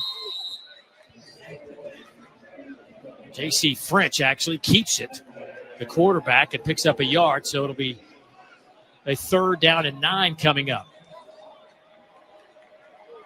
2:15 to go. See if they let this clock run out to the 2-minute timeout or try to snap it before. 21-7 our score. Sam Houston out in front of Georgia Southern. 2:02, 2:01. And there is the 2-minute timeout. No play. So a 21-7 advantage for Sam Houston at the 2-minute timeout. Georgia Southern came in as a 4.5-point favorite in this one. Over-under was sitting there right around 46.5, 47 points. It's going to be close if we get there or not. Just all things to think about. That's all. I mean, we're in the Caesars Dome. Right. That's what I'm saying. It just kind of comes naturally, flows. And a lot of this has come off elite defensive play. I mean, you can essentially credit 14 points to Sam Houston defensively on the defense side of the football. Pick 6. Then another interception, gets the ball to the 13-yard line. They're able to punch it in a few plays later. I mean, as advertised, I mean, you would think with all the distractions of, there's a handful of guys on defense, starters that are in the portal. Head coach is on his way out. Or not, he's gone. He's going to Temple. We got an interim head coach. Everything going on, and this team is showing up really focused and determined to get that number 10 win. And a lot of those guys that we said they're in the portal, but they're here playing tonight, focused on this game before they figure out where they're going to be next season. It is crazy to think about some of those issues you just talked about, the 22 guys in the portal, 20 are here. You've got an interim head coach who's been your offensive coordinator, and Brad Cornelson, who's the interim guy. I talked to him before the game today, and I said, so what's next? And he's like, well, I've been guaranteed one more year that I will be on this staff. In what capacity, he does not know. But the school said if the head coach leaves, all the assistants have the opportunity to stay for one more year. Again, in what capacity, that's yet to be determined. Phil Longo, who's been an offensive coordinator at some really good schools, including Sam Houston back in 2014, 15, 16, but at Ole Miss, at North Carolina, Wisconsin, is the new head coach. He's actually here. We'll hear from him at halftime. Casey Keeler, who is their 14-year head coach, who took the Temple job, he's here. You've got a defensive coordinator and 4 guys on this defensive staff, Skylar Cassidy. They're going off to North Texas when this game's over. I mean, just the amount of stuff going on with Sam Houston, it's incredible that they put together a 2-touchdown advantage. Well, and just +2, just the bowl game in general brings just natural distractions already. You're in New Orleans. There's some fun. You want to cut up, have a good time with your boys. And I do wonder, too, I mean, we talk about these guys being in the portal, but playing tonight, I think there's maybe even an extra focus of, hey, I'm trying to show out one last time for people watching this game that may need me next season. Well, it's an audition. Well, look, there hasn't been a whole lot of Sam Houston games. Yeah. Prime time, ESPN, Yes. only game going on right now, college game. People watch this game saying, oh, these guys are in the portal, they look pretty good. That's a selling point for some of these bowl games. Yes. Because how many times do you hear it say, got to have tape, got to have tape, got to get some tape? Yep. This is a great game for these guys to show out. And unfortunate for Sam Houston that they're losing these players, but for them, it's a good opportunity. Well, it's 3rd down and about 8.5, maybe 9 for Georgia Southern. 2 minutes on the clock. Eagles down 21-7. Both teams with 3 timeouts remaining. Empty set. 3 receivers near side, 2 to the wide side of the field. And there is a flag, and that'll be a false start against Georgia Southern. That'll back them up 5. So you're looking at 3rd down and 14. Number 4, 5-yard penalty. 3rd down. And that's a receiver right there all the way to the field. And your sole job is just to watch the football. And you jump off sides and now push this to a 3rd and 14. And right now you expect, you see from there, just off the tackle's left hip, going to be giving some extra presence to the defensive end to give their quarterback some time. Terrence Gibbs, a redshirt sophomore in the game, in the backfield now. They'll split out from the tight end to the wide side. They will inside handoff to the aforementioned Gibbs, brought down by Kavion Gaither, but only a gain of about 4 on the play. And that'll be a timeout by Sam Houston. And Georgia Southern going to have to punt this one away. Clay Helton's got to figure out how to help this offensive line in pass protection, because right there you just see a little bit of not a lot of confidence in the quarterback and not a lot of confidence in the offensive line to give the quarterback time. You know, you're down 14 points. I know you get the ball to start the second half, but to essentially just say, hey, we're going to run the football and punt it and not give your guys even an opportunity with all the skill you have on the outside, says a lot about the confidence he has right now in his O-line and quarterback. Ife Adei back to return this punt for Sam Houston. He stands back at the 20. Alex Smith, another Australian punter, sidewinder. And a flag will come out on the catch. A fair catch called for. Back there by Adei. And I wonder if there was some maybe catch interference in the process.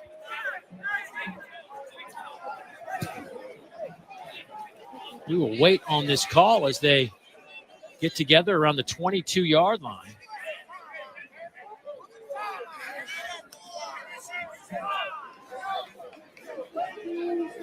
And here is the call. Kick catching interference, kicking team number 44.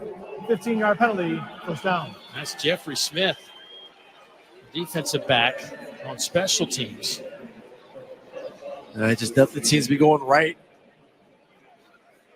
He does a decent job of avoiding, but does get within a yard of the returner. Now, all of a sudden, you know, you're about at your 20-yard line, and with the penalty now at the 36, 148, a couple timeouts left, plenty of time for this offense to try to get another one in before halftime. Well, that pushes it out to the 37-yard line. 1st down and 10, 148 on the clock. Quick snap, throw near side, caught over there by Humphreys.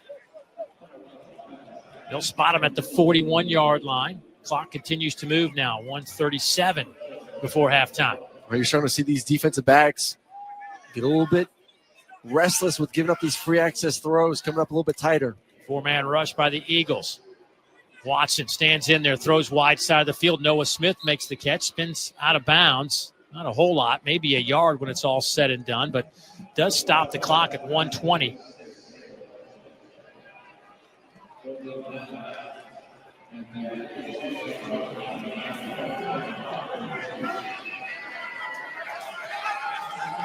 Right now you got Noah Smith as your number 3 receiver in the slot. 3rd and 5 situation. See if you can find him somewhere over the middle of the field. 3rd down and 5 coming up. Watson lofts it up. That one is incomplete. No flags on the play, and that stops a streak of 14 straight completions for Hunter Watson, which ties the New Orleans Bowl record for consecutive completions. Terrence Broadway of Louisiana, excellent quarterback. A lot of fun watching him play. Back in 2014, had 14 as well. Good job there defensively, man-on-man on the outside. Don't love the call, though. Adeye, 5'10", 175, press coverage on the outside, just really unable to get off that press coverage on the fade. Ball thrown out of bounds, and now all of a sudden Southern has the ball back, gets the ball back about 1:10 to go. Josh Dallas back to return this punt from Jaden Cardell. It's a good punt. Since Dallas back to the 7-yard line. Dallas makes the catch across the 10, right to the 15-yard line, and he is stuffed right there with 1:04 on the clock. Before halftime, it'll be 1st down and 10 for Georgia Southern. Down 21-7 with 3 interceptions in this game by their quarterback, J.C. French, who came in with just 7 all year. Well, and coming in, too, with a heck of a game the previous game, going 16-19. Just really everything was clicking against App State. And then, obviously the time off this week and just the uncomfortable nature in which his offensive line unable to block early on in this football game. And right now, I don't know if you really push the envelope here. Just kind of want to get to halftime and regroup. They'll work out the shotgun. Jalen White, the running back, will get that handoff, and that's exactly what it looks like. Richard Outland Jr., the defensive end, making the play. Sam Houston. Looks like they're going to call a timeout, try to get this football back one more time. They'll leave them with 1 timeout. I mean, heck, you're trying to just, let's let them try to force them to throw it. Maybe we get a 4th interception. I think they're hoping to, based on what the clock looks like, maybe have an opportunity to block a punt or a punt return. And really, this is the first time, we talked about the beginning of the game. Cornelson, the interim head coach, OC, having to make calls now in this situation of, hey, I got to call this game. When do we want to use timeouts? Do we want to just let it roll to halftime? Or do we want to kind of be a little bit aggressive and see if we can get them to punt the football or even force them to throw it like you alluded to, Dave, there? So after the timeout, it'll be 2nd down and 7. Georgia Southern working right to left. Handoff. That one goes to Jalen White again. He's to the 24-yard line. That'll be good enough for the 1st down. Sincere Jackson making the play. He'll stop the clock for a moment, but 49 seconds. Now Georgia Southern picks up the tempo a bit. There's the snap. Empty set. Throw. Wide side of the field. Pass caught over there by Burgess Jr., and he'll have another 1st down and gets out of bounds to stop it at 40 seconds. He's out of bounds at the 35-yard line. That's always funny. It's the risk defensively of calling the timeout instead of letting essentially the half end. Is if the offense does get a 1st down, that then they're going to say, hey, we have 3 timeouts ourselves. Let's see if we can move the ball down the field. At least give ourselves an opportunity to kick a field goal before halftime. Georgia Southern has 3 timeouts left. I have 3 receivers to the wide side. French steps up in the pocket, throws over there to that far side. Derwin Burgess with the reception, but only picks up a couple. Does get out of bounds. 35 seconds on the clock. And Georgia Southern will have the football first to start the 3rd quarter. I still don't know if you want to be able to or want to offensively take 5-step multiple hitches in the pocket just with this offensive line right now, this defensive line, knowing you're going to throw the football. I think just say we can keep moving it down the field, use some timeouts to get a field goal. That'd be a positive. 2nd down and 8. J.C. French steps back to throw. Pocket collapses. He will try to slide for the first down and can't get there, but a timeout taken by Clay Helton. Jalen Jimerson will get credit for the tackle, but he's shy of the first down.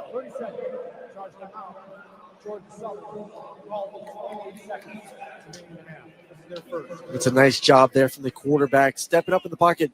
That time does a good job of settling first before getting up. On the previous interception, he was way too quick to get up inside the pocket. I'm sure Clay Helton and the staff told him, like, listen, we're going to find ways to chip these defensive ends. You need to sit in the pocket and not climb immediately. There does a good job slowly moving up. Nothing's there, and then using his legs to get this to a 2nd and 2 situation here.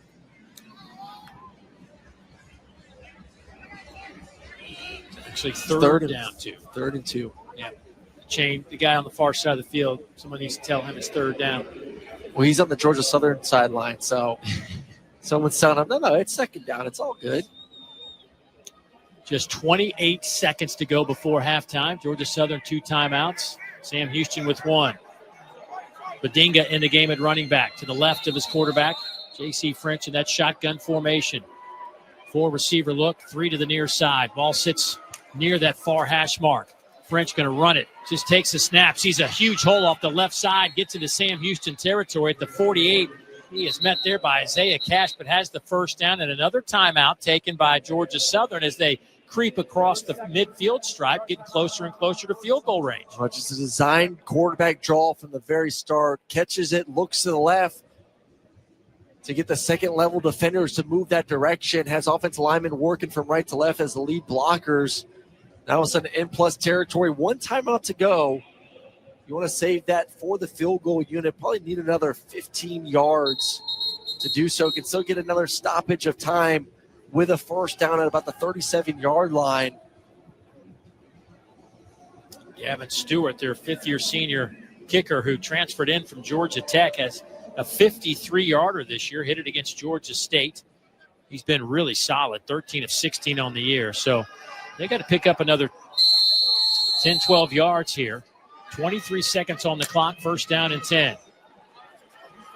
Georgia Southern with 1 timeout left. Sam Houston with 1 timeout left. 3 receivers far side, 1 to the near side. Badinga in the backfield to the left of his quarterback. Sam Houston bringing 3, dropping 8, throws wide open, wide side of the field. Pass caught by Josh Dallas, and he's out of bounds right at the line to gain at the 38-yard line. Caleb Weaver, the nickel, pushes him out of bounds. Let's see if they give him the first down. They will. And a really savvy move there from Josh Dallas. Has an opportunity to maybe get 2 more yards and just says, hey, let me get out of bounds. Time is more important than a couple extra yards there.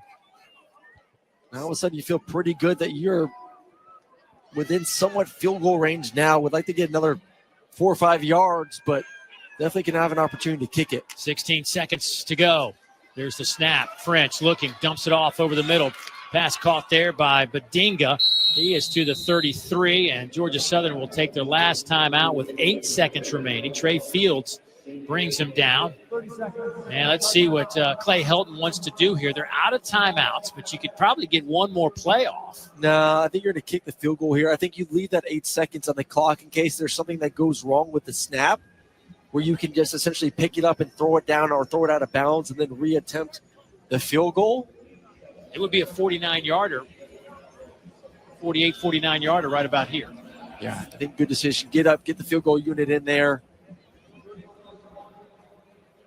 Kick it and be happy that you get 3 more points and hopefully gain some confidence too. Really nice job there from J.C. French. A couple really good throws to the field. Nice runs as well. Again, the long for the year for Gavin Stewart, 53 against Georgia State. Back at the end of September, a 38-21 Georgia Southern victory. Looks like they're going to keep the offense on the field here.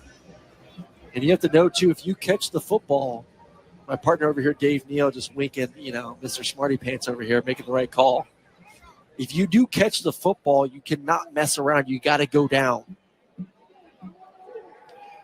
So from the 31-yard line, Georgia Southern working right to left from that far hash mark. There's a slap of the hands, a snap. Good clean snap. French throwing toward the end zone, and it's incomplete. Just sails it out of bounds. There was double coverage over there, and I think French saw that and just said, let me end this play in a hurry, and let's run out our field goal unit with 4 seconds on the clock on a 3rd down and 3. Oh, you said the right word, in a hurry. This isn't a, hey, run around and buy some time. It's, hey, if number one's there and we have an opportunity, you take it. If not, this ball needs to go out of bounds, and it needs to be in enough time where we still have an opportunity to kick this field goal. So they will spot it at the 39. So a 49-yard field goal attempt coming from Gavin Stewart. There will be a timeout taken, I believe, by Sam Houston. They had one left. 30 seconds. Well, good news was we got all 6 of the timeouts, 7 with the 2-minute timeout, all within the last 2 minutes. I mean, makes for a really exciting 2-minute drive. 7 timeouts. 7 timeouts. Get it all in. That's right. I tell you what, 2-minute drives in college football last, on average, probably about 10 minutes, 15 minutes. Yeah. Somewhere around there.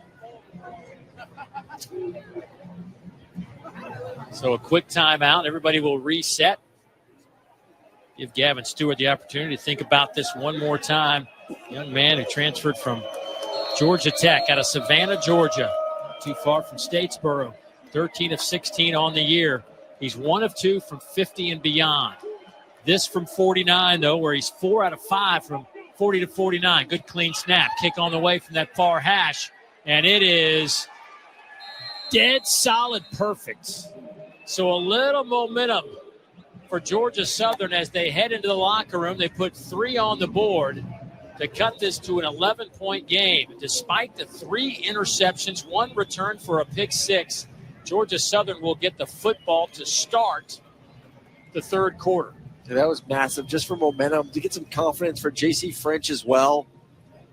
To get some points on the board. They just need something to go right for them, and took advantage of it right there. Really nice drive and beautiful kick to get this to 21-10 before halftime. Yep. So at the end of the first half, the score is Sam Houston 21, Georgia Southern 10. Here's Jim Basquill in the studio with the college football halftime report. Jim? All right, Dave, thanks so much. The Eagles actually outgained the Bearcats in the first half, 185-154, but those 3 J.C. French interceptions are the difference in this game. Sam Houston up 21-10. Coming up next in the College Football Live halftime report, we'll hear from the new Sam Houston coach, Phil Longo. He joins us on the other side. This is the R+L Carriers New Orleans Bowl on ESPN Radio and the ESPN app. If you're a facilities manager at a university, you know students rely on the cafeteria for breakfast, lunch, dinner, and the occasional late-night snack. So when a dishwasher breaks down and dirty plates pile up, the mess hall can turn messy in the blink of an eye. Enter Grainger. With over 1 million industrial-grade products and fast delivery, the product you need now is never far away. So you can turn that dishwasher back into a lean, clean washing machine. Call, click Grainger.com, or just stop by. Grainger, for the ones who get it done. This holiday season, make Champs Sports your go-to destination for head-to-toe sports style. Whether you're shopping for family, friends, or yourself, we've got the perfect gifts to fit everyone's style. From trendy sneakers to cozy fleece, our collection is inspired by sport and designed for everyday life. And don't miss our exciting Sport for Life campaign, out now. Make this holiday unforgettable with gifts for the entire family. Shop your local Champs Sports store or champsports.com. Champs Sports, sport for life. No matter how good you are at protecting your personal info, you can't stop others from dropping the ball. Places like retailers, doctors, and airlines can accidentally expose your info, leaving you open to identity theft. That's why you need LifeLock. LifeLock monitors hundreds of millions of data points a second for identity theft and will fix it guaranteed or your money back. Don't drop the ball. Get LifeLock today. Save up to 40% your first year at LifeLock.com/sports. Terms apply.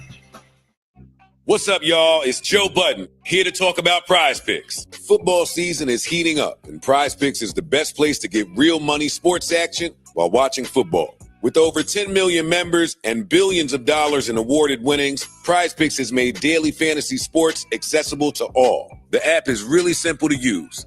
Pick 2 or more players across any sport, pick more or less on their projection, and you could win real cash on your lineup. Prize Picks even invented the Flex Play, so you can still cash out if one of your picks doesn't hit. On Prize Picks, you can mix and match players from different sports. Real money sports action while watching football. Download the Prize Picks daily fantasy app today and use code OT and get $50 instantly when you play $5. That's code OT on Prize Picks to get $50 instantly when you play $5. You don't even need to win to receive the $50 bonus. It's guaranteed. Prize Picks, run your game. Must be present in certain states. Visit prizepicks.com for restrictions and details.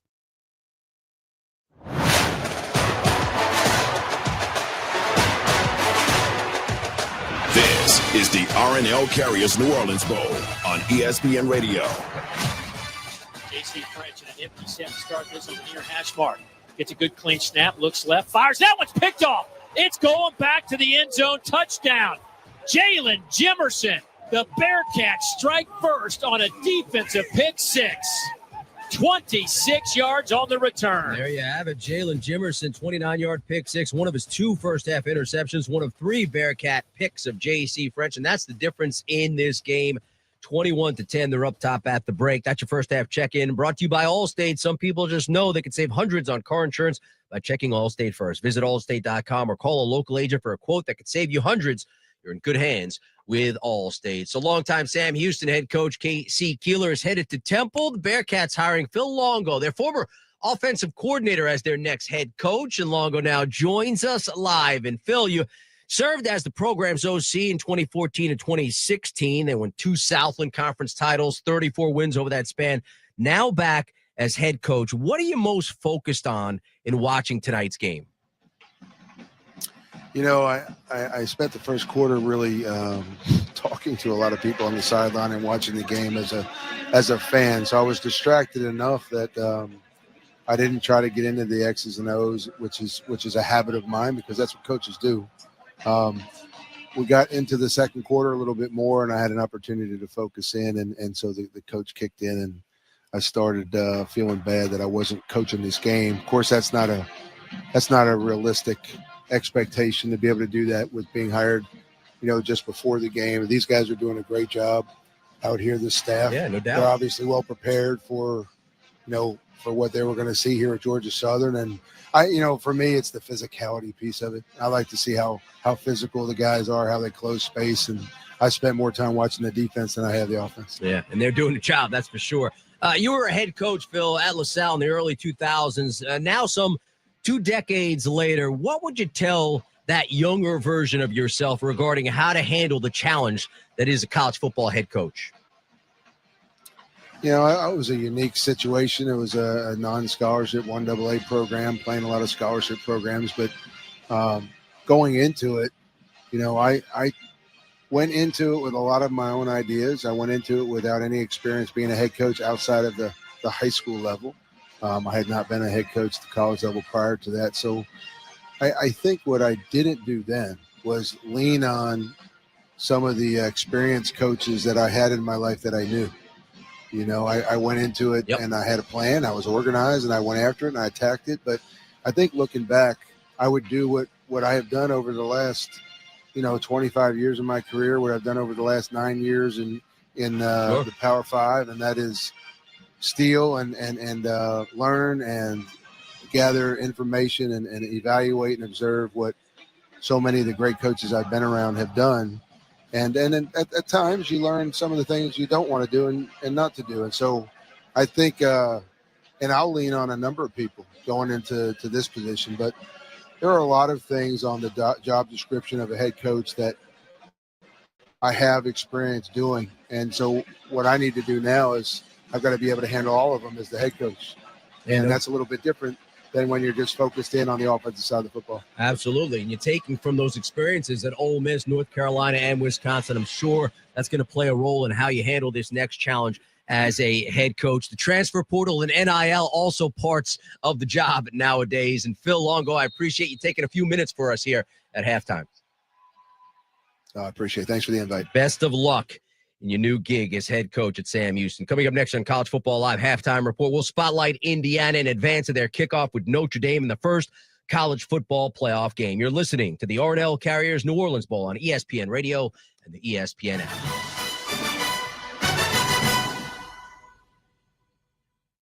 This is an ad by BetterHelp. What's your perfect night? Is it curling up on the couch for a cozy, peaceful night in? Therapy can feel a bit like that. Your comfort place where you replenish your energy. With BetterHelp, get matched with a therapist based on your needs, entirely online. It's convenient and suited to your schedule. Find comfort this season with BetterHelp. Visit betterhelp.com/teamwork to get 10% off your first month. That's BetterHelp, HELP.com/teamwork. Hey, fans! Welcome back to Fansville's Cheers and Tears. Oh. Okay, so like everybody deals with losing, right? To a rival on a last-second field goal. Whatever, it's fine. I'm totally fine. But I cope with losing with an ice-cold Dr. Pepper. Those 23 flavors are like so delicious. They totally wash away the pain of your college football team taking a big fat L.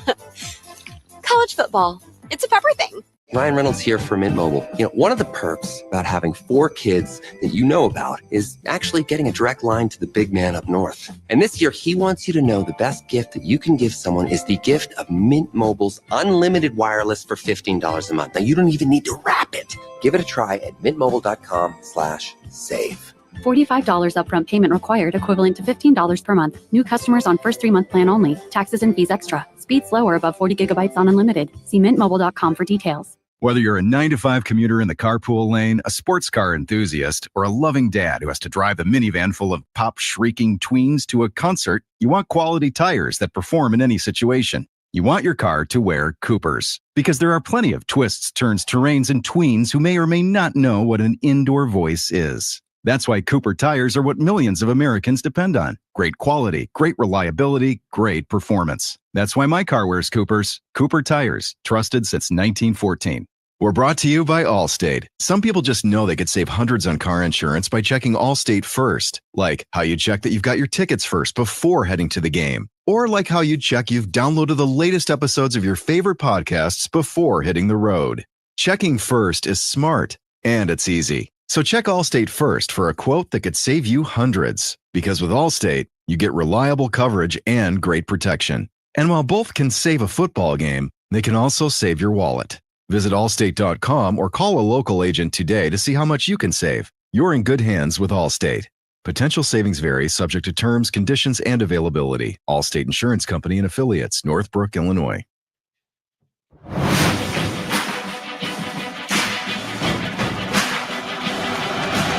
You're listening to the R+L Carriers New Orleans Bowl on ESPN Radio and the ESPN app. Your basketball back on College Football Live Halftime Report at the break. Sam Houston leading Georgia Southern 21-10. Again, tomorrow brings the start of the college football playoffs. Indiana and Notre Dame gets it underway, and we are on the air at 7:30 Eastern with the pregame. Irish and Hoosiers meeting for the first time since 1991. Indy has lost 10 straight games in the current New Year's 6 bowl games, looking to snap that slide. Meantime, Indiana with Kirk Cignetti in his debut season, 11-1. This guy's a winner straight up. 4th school he's taken to the FBS or to the playoffs, first from the FBS. He joined our Mike Cousins. Coach, when you took this job November 30th of last year, you said you'd win. You did that. You're in the playoff. And a lot of coaches promise to do that, but it doesn't always happen in year one. You've had a turnaround like this in your career before at Elon. How did you make it happen at Indiana? Recruiting development, it's all about people. I mean, I stepped foot on campus day one. We got 10 offensive starters in the transfer portal, half the defense. And within a week, we got about a roster of 40 guys. And so we needed guys. And, fortunately, when I got this job, it was a really quick process. I never entertained the notion that anybody at JMU would come with me. They made a change on a Sunday. I was here on a Thursday. But once I came, they started to jump in. It was a close group, and then their buddies would follow. And that was important because their championship program and we needed some guys that, had a lot of positive traits that could rub off on others. And, but then all those other guys, we took 22 guys in December, and they were all 2-3 year starters. I knew then we had flipped the roster. And, winter conditioning was good, spring ball, fall camp. But you got to put it on the field. And, with every success, the confidence and belief grew, and then it kind of snowballed. Last time that Indiana played Notre Dame was 1991. You were coaching quarterbacks at Temple at that point. If we would have told you then that you would be the coach of the year according to multiple organizations in 2024, what do you think you would have said back then? Wow. I don't think we had a very good year in 91. I think our quarterback got hurt. It was always a goal, but I'll be honest, there were a lot of hardships to overcome. As, most people in life that reach a certain position, you got to be able to overcome obstacles and adversity. And I was fortunate to get, what would have been a P4 job at a young age. I was 23 or 4 coaching at Rice, who was in the Southwest Conference back then. But, it was about 12 or 15 years before I got with a winner. Just to have a 500 record. Hung in there, was persistent, which, those are the things we talk to our players about all the time when things don't go their way, because very rarely in life does it happen when you want it to happen. I'm just grateful that, I've had some of the opportunities that I've had, and just tried every day to make the most of it. But I've got good coaches, good players that, make it happen. I try not to screw it up. Joined by Indiana head coach Curt Cignetti on ESPN Radio. You are a self-professed film nut. And so as you watch Notre Dame in preparation for this game, you noted that it all starts with the running game for them. Conveniently, you've got the best run defense in the country. So why do you feel like you can prevail in that area of the game? Yeah, because we have the best run defense in the country. But it's got to be proven between the white lines and from the first play to last play, right? And they're a good football team with good offensive line and good running backs. And Riley Leonard's a big part of the run game, not only when on the design quarterback runs, but when he drops back and breaks contain and gets out there and makes plays with his legs. So, we're going to have to win those one-on-one matchups, tackle well, and prevent the big play in the air. Now, they don't throw it down the field a ton. We're real good in the turnover ratio. They're real good in the turnover ratio. So, there's 3 phases of this game, defense, offense, special teams. And we got to be balanced on offense, protect the quarterback, make plays outside, and special teams, because, their punt block is a weapon. They've blocked 3 punts, and they've forced a couple bad snaps just because of the pressure they bring. And they faked 3 punts too. So, we're going to have to be clicking in all 3 phases. And as we let you go, I know you're relatively new to Bloomington. Biggest rival is Purdue, but it's an in-state game, and it's only been one matchup in the last 66 years. I know you're excited about the possibility of snow. Curtis Rourke, your quarterback, is from Canada, so that would certainly work in his favor. What do you expect from this atmosphere and from both fan bases in this game? I think it'll be a great atmosphere. I think there'll be as many Indiana fans as can get in to the stadium. I think it's a great game for the state. I think it will help promote football even more in the state. Obviously, it's attracted a lot of in-state attention and national attention too. And I think it's going to be a great football game. Yeah, and again, Curt Cignetti, 11-1 in his debut season at Indiana. He's one of 6 Big Ten coaches since 1936 to start his tenure 10-0. And it's the 4th school, first in FBS, that he has led to the playoffs. Most recently, it was James Madison out of the FCS. A full bowl coverage with Evan Cohen, Chris Canty, and Michelle Smallman on Unsportsmanlike, Monday, 6 to 10 a.m. Eastern, followed by Greeny and Friends until noon right here on ESPN Radio. Coming up next in the College Football Live halftime report, the second half from the Big Easy. This is the R+L Carriers New Orleans Bowl on ESPN Radio and the ESPN app. Football fans, picture this. You bet on your favorite player to score the first touchdown. He throws a block and his teammate scores instead. With BetMGM's second chance promotion, you'll get your stake back if your first TD scorer scores second. Bet on any pro football player to score the first touchdown of the game. If you're right, you win. If your player scores second, you get your stake back in cash. With BetMGM's second chance promotion, you have a chance to keep the fun going after the first player crosses the goal line.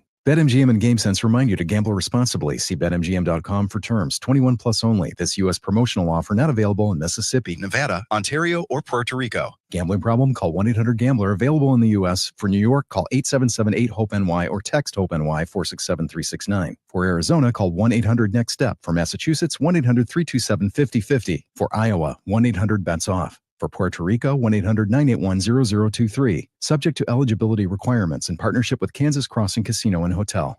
Attention football fans, the season's heating up, and that means it's time for jaw-dropping plays, spectacular touchdowns, and memories that'll last a lifetime. So if you're looking to grab the best seats for all the excitement, Vivid Seats is your go-to playmaker. With an incredible selection of tickets and a game-changing rewards program, Vivid Seats is your ticket to every thrilling moment. Don't miss out. Experience it live with Vivid Seats, the official ticketing partner of ESPN. Great days start with great underwear. So if you're looking for something special, give Tommy John and gift a better day. Everything we make is meticulously crafted from breathable stretch fabric for the perfect fit, including our sleepwear for him and her. It feels good to give, but it feels great to give Tommy John. With over 20 million pairs sold and thousands of 5-star reviews, giving Tommy John is a holiday tradition. That's why Tommy John doesn't have customers. They have fanatics. One Tommy John fanatic raves. Fantastic. Gift that went so right. She loves the pajamas. Find something for everyone and pick up something for yourself, because at Tommy John, greatness is in our very fabric. Plus, everything's covered by Tommy John's best pair you'll ever wear, or it's free guarantee. Shop TommyJohn.com/stream right now and save 30% site-wide. Get 30% off for a limited time at TommyJohn.com/stream. That's 30% off at TommyJohn.com/stream. See site for details. Hi, I'm Jason Alexander, or as you probably know me, Royal Flusher 25 from WSOP free-to-play app. WSOP players, I have some free chips just for you. Go hit the tables like the legends you are. Download the WSOP free-to-play app, where you can win rings and bracelets and tournaments and show them off to everyone at the table. If you love poker, play poker with 1 million extra chips using this promo code, WSOPFREE1M.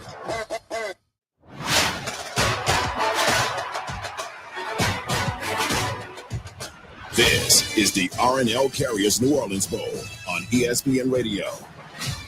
Jim Basketball back on College Football Live. This Eagles team of Georgia Southern has 31 more yards of offense than Sam Houston, but down by 11 points because J.C. French has 3 interceptions, 1 a pick 6. The second half from New Orleans with our Aaron Murray and Dave Neal. Thank you very much. Back inside the Caesars Superdome, where Georgia Southern kind of self-destructed there in that first half. Sam Houston taking advantage of those turnovers that you just talked about. And now the question becomes, how does Georgia Southern get back in this? They will have the football first here to start the third quarter. And from an offensive standpoint, as you heard Jim talk about, they did outgain Sam Houston. But yet only one really good drive for them. What's the key to get them going offensively? Don't turn it over. Don't throw it to the other team. Start with that. Pretty simple. Yeah, they're pretty simple. Just don't have 3 turnovers. When they were at their best, they were running the football, actually, which is not the identity of this offense, but it was running the football. I thought Tyler Fromm did a good job from the tight end position. Offensive line was doing a good job running it as well, but they're doing a better job in that protection than the pass protection. J.C. French, who's been terrific this season, just seems uncomfortable currently in the pocket. I don't fully blame them. The offensive tackles have not done their job, so got to be able to continue to run it and have some success on early downs. J.C. French, 8 of 16, 69 yards, and that 50% completion rate's kind of eye-opening, seeing how this young man completed 66% of his passes all season long, which set a new Georgia Southern record for a season. First game as a starter this year for J.C. French was in the season opener. Of course, he transferred in from Memphis, but 28 of 50 for 322 yards in that opening game. They gave Boise all they could want. 56-45 was the final score in that game. But J.C. French, though, going to have to lock it in here in the third quarter as we are just seconds away from getting this one started. Sam Houston will kick it away. Sam Houston, they're all orange uniforms for those orange helmets, and Georgia Southern, they're all blue uniforms with their blue helmets. They'll be working from left to right as this one is sent in the air, end over end. Dalen Cobb will take it at the 2 and bring it out. On the run to the 15 and hit and dropped right there. So not much of a return out to the 15-yard line. Mascaro, backup linebacker, makes the play on special teams for the Bearcats. From a running standpoint, White led the way, 10 carries, 69 yards. French, 9 carries, 20 yards. That's factoring in a couple of sacks as well. I mean, they're 116 yards in the first half. Season average is 123. So, like I said, not their bread and butter running the football, but really the only success they had there in the first half. First play from scrimmage, handoff to Jalen White, dancing around a couple of orange jerseys, pushing the pile out over the 20 or right to the 20-yard line. Give him a gain of 5 on first down. So 2nd down and 5. Quincy Wright, the first one there for the Bearcats. Right now, as I'm thinking of Clay Heltz and the staff, what easy completions can I get? And then also, J.C. French showed off his legs in the first half himself. Had some really impressive runs, 34 total yards. Can you get him and continue to get him involved in the run game as well? They will throw it on 2nd and 5, coming near side with it. Burgess there to make the catch. Burgess with his 5th catch on 9 targets, and that'll be a first down for Georgia Southern. That's a nice, easy throw. Omaha route to the field. When you say Omaha route, what is that? Is Omaha route just a 4-step speed out? The ball ends up being about 5 or 6 yards in depth. She was just going to run 4 yards and not a hard cut, but kind of roll it to that 6-yard mark. It worked perfectly there for the first down. They'll run it here. They'll go with Jalen White again, brought down by Gaither. Omaha, a very popular term in football. Yes. You know, we know Peyton Manning, Omaha. In the West Coast road, Omaha is that route. It's actually a pretty difficult throw at times to the field, especially if you got corners that want to jump something. Let's look up in the rafters here at the Caesar Superdome and see the retirement of Archie Manning up in the Ring of Honor. Here's Tyler Fromm, the tight end, brother of former Georgia quarterback Jake Fromm, who actually transferred in from Auburn, a young man, the 6th-year senior out of Warner Robins, Georgia. I was texting Jake. I was watching the film this week in preparation for the game. I said, your brother's 6'5", 230 and runs pretty fast. I guess he got all the good genes. Jake's about 6'2" and runs a 5'2". Jake is a nice-looking tight end. Came into this one with 24 catches for 252 yards. It'll be 3rd down and 13 from the 23-yard line. Got to get it out to the 36. Handoff goes to Badinga off the left side. And, boy, it seems like they're a little gun-shy to throw the football, huh? It's the same thing. It's the same thing they did in the first half. There is zero trust that their quarterback right now is going to make the right decision, 1, and then 2, that this offense line is going to give them enough time. I mean, you're pretty much just saying we're going to punt the football. This is an offense with Cobb on the outside who has 50 catches, Burgess 53 catches. You mentioned Tyler Fromm, 24, Josh Dallas, 41 catches. You got playmakers, and right now, if it's 3rd and 8+, they're just going to run the football and punt it. Boy, a low line drive bullet kick. Boy, that was kind of a dangerous play. That could have hit a Sam Houston player. Alex Smith, the sophomore punter from Melbourne, Australia, just hit a bullet line drive, and I don't know if that was on purpose or not. Maybe trying to catch a Sam Houston player in the back. Remember Oregon did that early on this season on the kickoff where they just pegged someone from the front line? I don't think that was on purpose. I think that was a missed kick, but we'll see if this ball ends up touching a Sam Houston player. Ooh. That ruling is under further review. Boy, it looked like that might have just bounced right over, as we look at the replay here on the big board, over a Sam Houston player helmet. Did it catch some of that helmet? You would think it would have moved a little bit more if it did hit it, but really close to hitting the helmet. I mean, it looked like the ball maybe got 5 yards off the ground. Looked like a Tiger Woods stinger off the leg of Alex Smith. Right here. No, I think it just missed the helmet. And it probably, it looked like it hit a Georgia Southern player right after it went over the helmet of a Sam Houston player. I don't think there's anything on film as we're getting all the replays that would show us that it touched a Sam Houston defender. Georgia Southern seems like they feel like it did. I just don't know that there's enough to. There's no definitive as we keep watching this over and over again. The ball does not look like it stopped rotating in one direction or the other. It seems like it's continuing to move. If it would have hit the helmet, it would have deflected back to the left. Ball's coming from left to right. Instead, the ball continues to travel up and over the defender's helmet The to the right defender side. is running away from the play, trying to block. He doesn't even see the ball from the Georgia Southern punter. And it just hits right behind him. I mean, it's nothing he could do about it. He didn't even see the ball. And it bounces right over his head, close to the helmet. And it's just hard to define if it actually hit him. But you know what? Maybe there's a play you start thinking about. Maybe this is something we want to try to do. Hit that. Hit that little stinger punt. Maybe catch somebody. Come on. Get you a free turnover.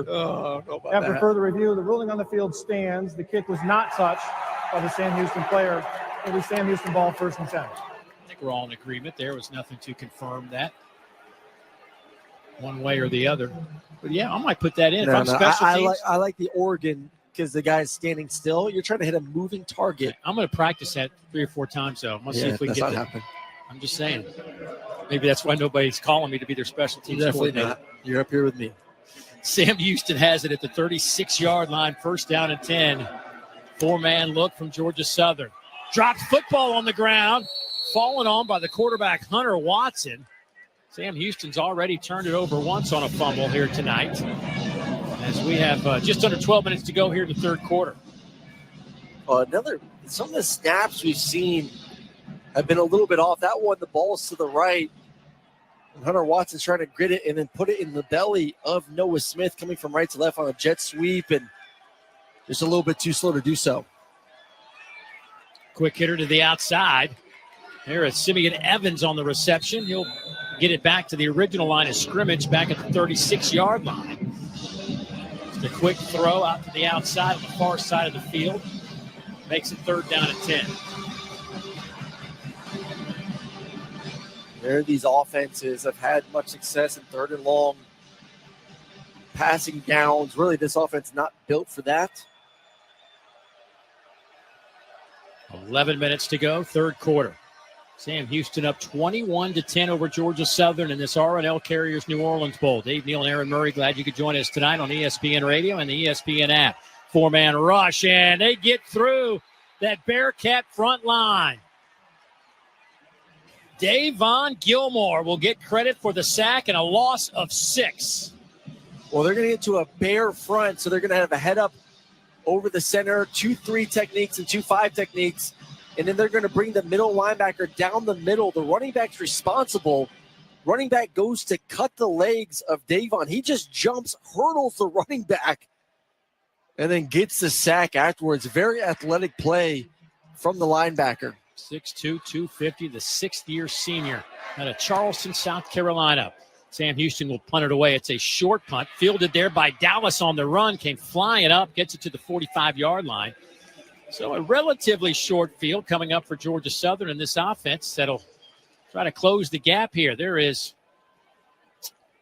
10:07 to go here in the 3rd quarter. Time out of the field. It is Sam Houston, 21. Georgia Southern 10. You're listening to the R+L Carriers New Orleans Bowl on ESPN Radio and the ESPN app. If you're a facilities manager at a university, you know students rely on the cafeteria for breakfast, lunch, dinner, and the occasional late-night snack. So when a dishwasher breaks down and dirty plates pile up, the mess hall can turn messy in the blink of an eye.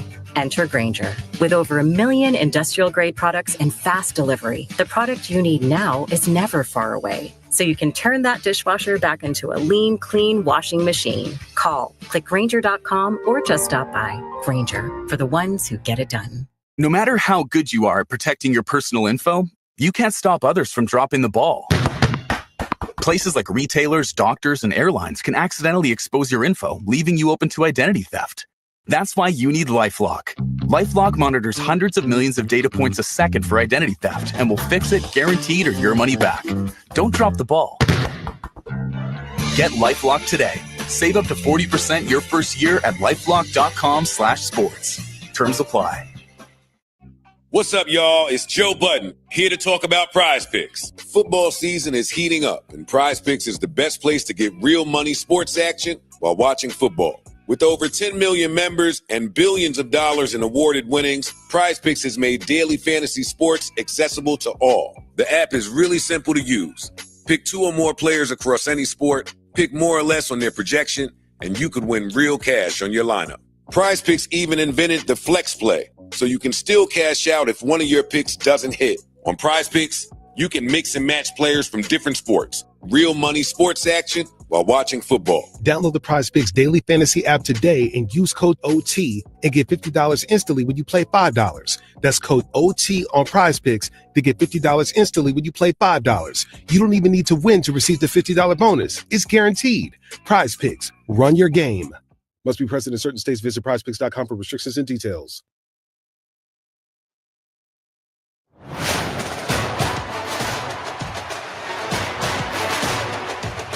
This is the R+L Carriers New Orleans Bowl on ESPN Radio.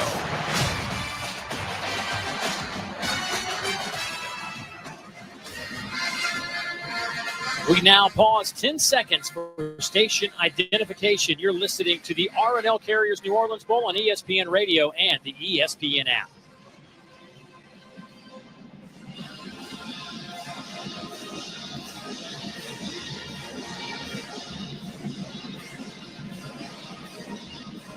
Back inside this massive structure they call the Superdome. 21-10, Sam Houston out in front of Georgia Southern, this 24th iteration of the New Orleans Bowl. It has been Sam Houston really from Georgia Southern's opening possession of the game where they threw a pick six on their first play from scrimmage. And Sam Houston has taken advantage of what has been multiple interceptions, 3 from Georgia Southern here tonight inside the Caesars Superdome. First down and 10 for the Eagles. They'll work from just shy of their own 45-yard line. Badinga is your running back. He'll stand to the right of the quarterback, J.C. French. J.C., 10 of 18, 72 yards, a touchdown, and those 3 interceptions. Oh, they hand it off to Badinga and immediately hit by the safety, Jalen Jimerson, for a 2-yard loss in the backfield. My goodness, he came flying in. I mean, what a gain for number 4. Just coming right off the edge there. Has 2 beautiful interceptions, a one-hander there in the first half. And then right here, start off with an absolute bang on the edge presser. Second down and 11. They'll put Cobb in motion, get it to him on the wide side. Makes a man miss, cuts back across midfield and dives forward to the Sam Houston 48. Caleb Weaver trips him up. He'll be a couple of yards shy of the line to gain, but a nice 10-yard pickup. Yeah, it's someone you need to get the ball to. Just plays like that. He's just too explosive. 50 catches, 557 yards, 4 touchdowns on the season heading into the game. Just someone that you want to get creative with. You've seen it from Sam Houston with Noah Smith. Just find ways of putting the ball in number 1's hands in space.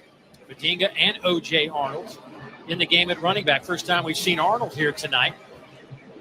And we'll go inside handoff to Badinga. Trying to pick up that first down. He'll have it at the 44. Picks up 4. Caleb Weaver again with another stop.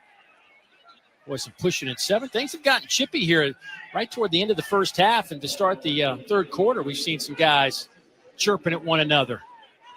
Well, a lot of reasons. I mean, I know there's people that love bowl games, don't love bowl games, but you're talking to these staffs and players. These guys want to be here. They're excited about being here. Always for Sam Houston, get the number 10, that 10th win. Georgia Southern can continue the momentum they've been able to build over the past 3 years with Clay Helton and the direction of this program. First down and 10. They will throw it here. French going over the middle, has a man, passes caught down inside the 5. Did he get in? No, just shy. Marcus Sanders Jr. with a deep slant. Caught it around the 15, falls forward all the way down to the 1-yard line. It's first and goal after a 43-yard pickup. Yeah, just a scissors concept. Inside corner, outside post, safety bites on the corner, and then you hit the post over top. First and goal, shotgun formation. Badinga in at running back. They will hand it off up the middle, and there's a little push from behind, but does not get him into the end zone. So second down and goal now. Looks like their football might be on the turf. Sam Houston popped up there thinking maybe they came up with the football, but no signal. Looks as though it'll stay with Georgia Southern. There is a flag down on the near side on the white paint.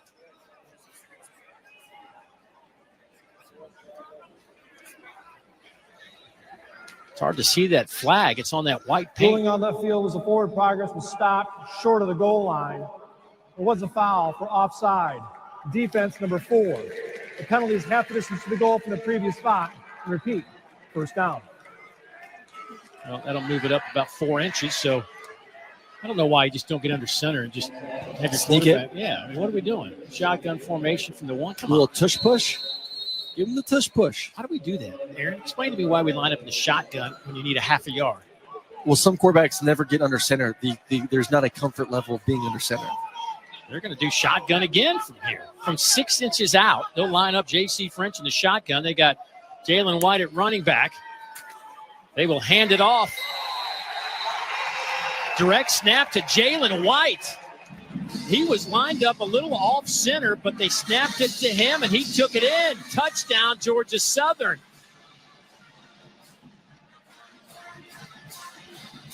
He's lined up, little wildcat quarterback. A lot of motion, got a jet sweep going, defense looking one way, snap it directly to the running back, and he's just going right off the right edge. Georgia Southern has some of these fake field extra point plays in their program, and they're going to try one here. They're going to direct snap. They split everybody out wide. They split half the lineman left, half the lineman right, and they went right back up the middle. They snapped it to Matthew Daniel, who is their holder. And he tried to take it right up the gut and got hit by Quincy Wright and stopped shy of the goal line. We were told that they had some plays for extra points that might try to be 2-point conversions, and that one just did not pay off for Georgia Southern. But they do pick up the touchdown. So with 7:14 left in the third quarter, it's a 21-16 Sam Houston lead over Georgia Southern. This is the R+L Carriers New Orleans Bowl on ESPN Radio and the ESPN app.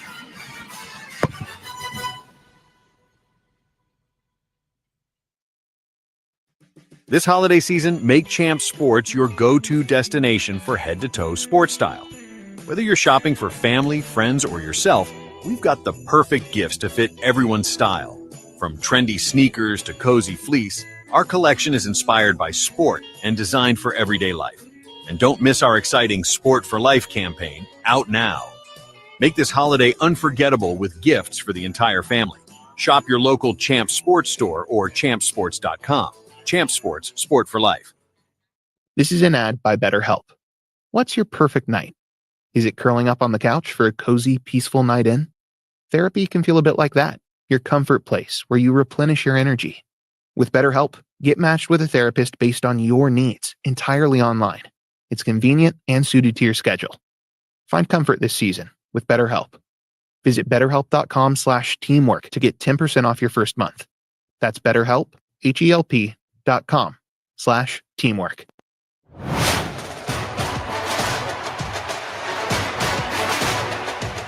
This is the R+L Carriers New Orleans Bowl on ESPN Radio.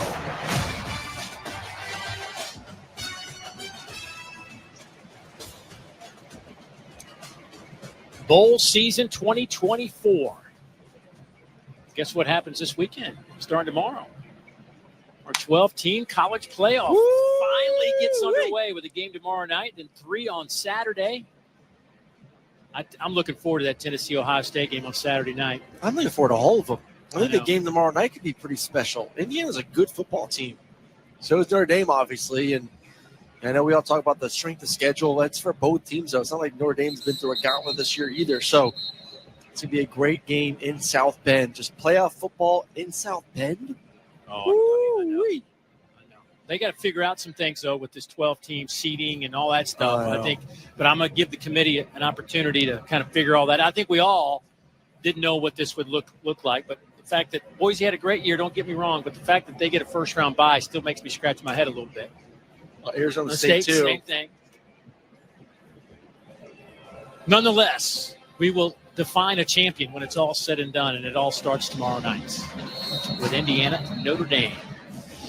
So Georgia Southern scores to make it a 5-point game. They went for that fake extra point, did not convert. So 21-16, Sam Houston out in front.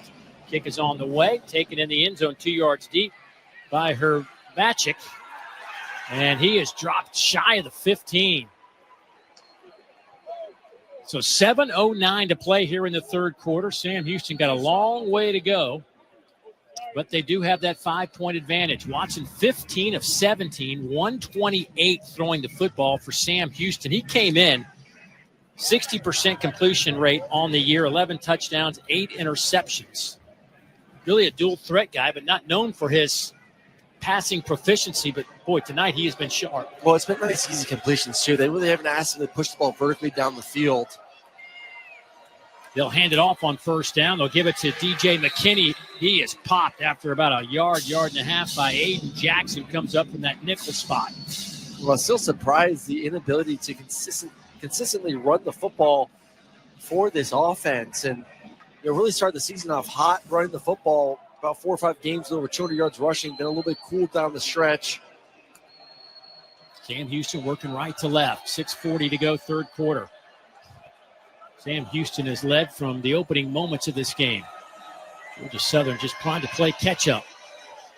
4-man look up front for Georgia Southern. There's the snap of the shotgun. They'll fake it to the running back, throw it to the near side. Noah Smith makes the catch. He's out over the 20. Justin Myers pushes him out of bounds. Chirping going on between these two teams. Sounds like you on the golf course down there. Oh, come on. Sounds like Dave on the golf course talking that smack.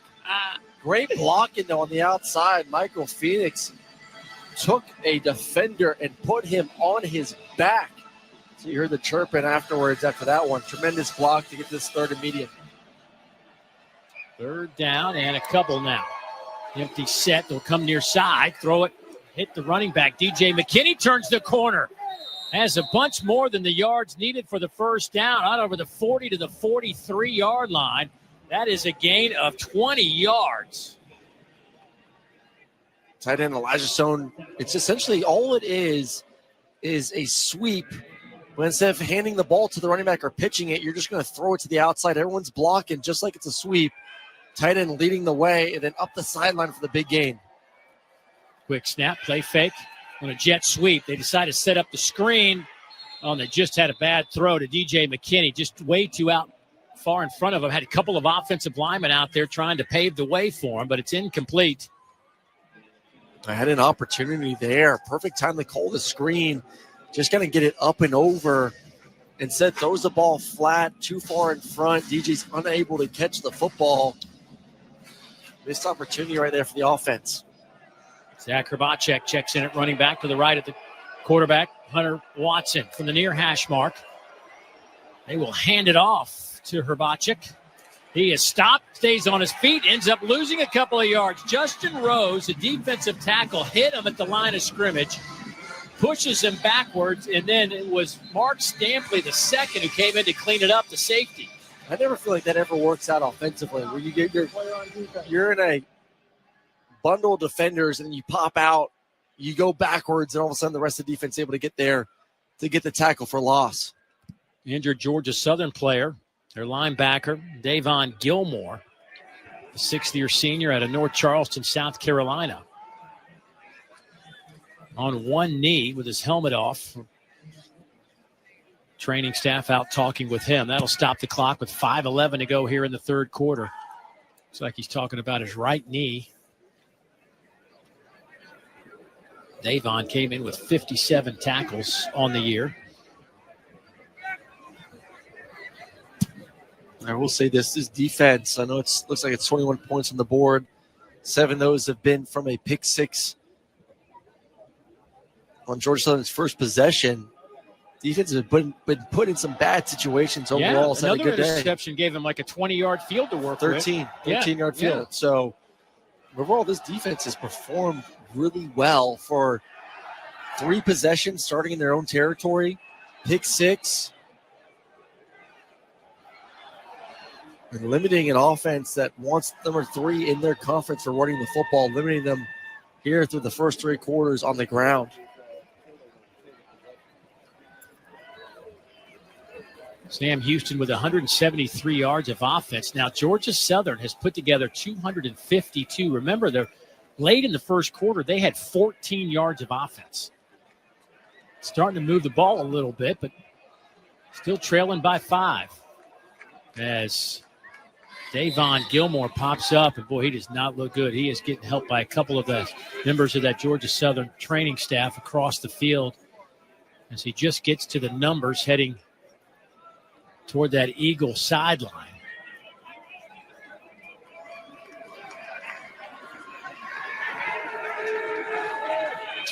So the ball sits right at the 40. 3rd down and 13. They're going to get across midfield to the Georgia Southern 47-yard line to pick up the first down. Again, Hunter Watson, 17 of 20. Lines up with the shotgun. John Gentry to his left, the running back. 3-man rush. Dump it off underneath. That one goes to Noah Smith. He's got to make some people miss. Can't do it. Swarmed by some blue jerseys and pushed out of bounds. His forward progress will be at the 49-yard line of Sam Houston. So he's about 4 yards shy. Stampley and Watson Trent able to make the stop. They're just going to drop 8 in coverage and just play right there at the sticks. Everyone eyes on the quarterback. As soon as someone catches the football, able to get downhill and tackle someone that is not easy to tackle in Noah Smith to get off the field. And, a team that was down 21-7, great 2-minute drive, get to 21-10 before halftime with a tremendous kick. Now all of a sudden it's going to be able to get the football with a chance to take this lead. Josh Dallas back to return this punt. He will field it at the 12. Makes a man miss. Coming near side. Gets a block. Breaks a tackle. He's to the 30. Turns the corner out to the 40 and pushed out of bounds. Nifty return from Josh Dallas. Jalen Jimerson finally pushes him out of bounds, but a 28-yard return. And that certainly gets the Georgia Southern bench fired up on the far side. So there will be a timeout on the field. 4:01 to go here in the third quarter. Sam Houston leading Georgia Southern 21-16. This is the R+L Carriers New Orleans Bowl on ESPN Radio and the ESPN app. Football fans, picture this. You bet on your favorite player to score the first touchdown. He throws a block and his teammate scores instead. With BetMGM's second chance promotion, you'll get your stake back if your first TD scorer scores second. Bet on any pro football player to score the first touchdown of the game. If you're right, you win. If your player scores second, you get your stake back in cash. With BetMGM's second chance promotion, you have a chance to keep the fun going after the first player crosses the goal line. BetMGM and GameSense remind you to gamble responsibly. See BetMGM.com for terms. 21 plus only. This U.S. promotional offer not available in Mississippi, Nevada, Ontario, or Puerto Rico. Gambling problem? Call 1-800-GAMBLER. Available in the U.S. For New York, call 877-8-HOPE-NY or text HOPE-NY 467-369. For Arizona, call 1-800-NEXT-STEP. For Massachusetts, 1-800-327-5050. For Iowa, 1-800-BETS-OFF. For Puerto Rico, 1-800-981-0023. Subject to eligibility requirements in partnership with Kansas Crossing Casino and Hotel. We're brought to you by Allstate. Some people just know they could save hundreds on car insurance by checking Allstate first. Like how you check that you've got your tickets first before heading to the game. Or like how you check you've downloaded the latest episodes of your favorite podcasts before hitting the road. Checking first is smart, and it's easy. So check Allstate first for a quote that could save you hundreds. Because with Allstate, you get reliable coverage and great protection. And while both can save a football game, they can also save your wallet. Visit allstate.com or call a local agent today to see how much you can save. You're in good hands with Allstate. Potential savings vary, subject to terms, conditions, and availability. Allstate Insurance Company and affiliates, Northbrook, Illinois.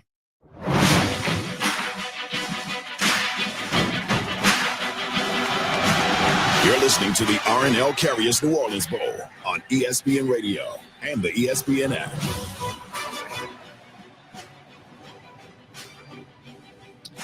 Well, full bowl season coverage with Evan Cohen, Chris Candy, and Michelle Smallman on Unsportsmanlike, Monday from 6 to 10 a.m. Eastern, followed by Greeny until noon on ESPN Radio.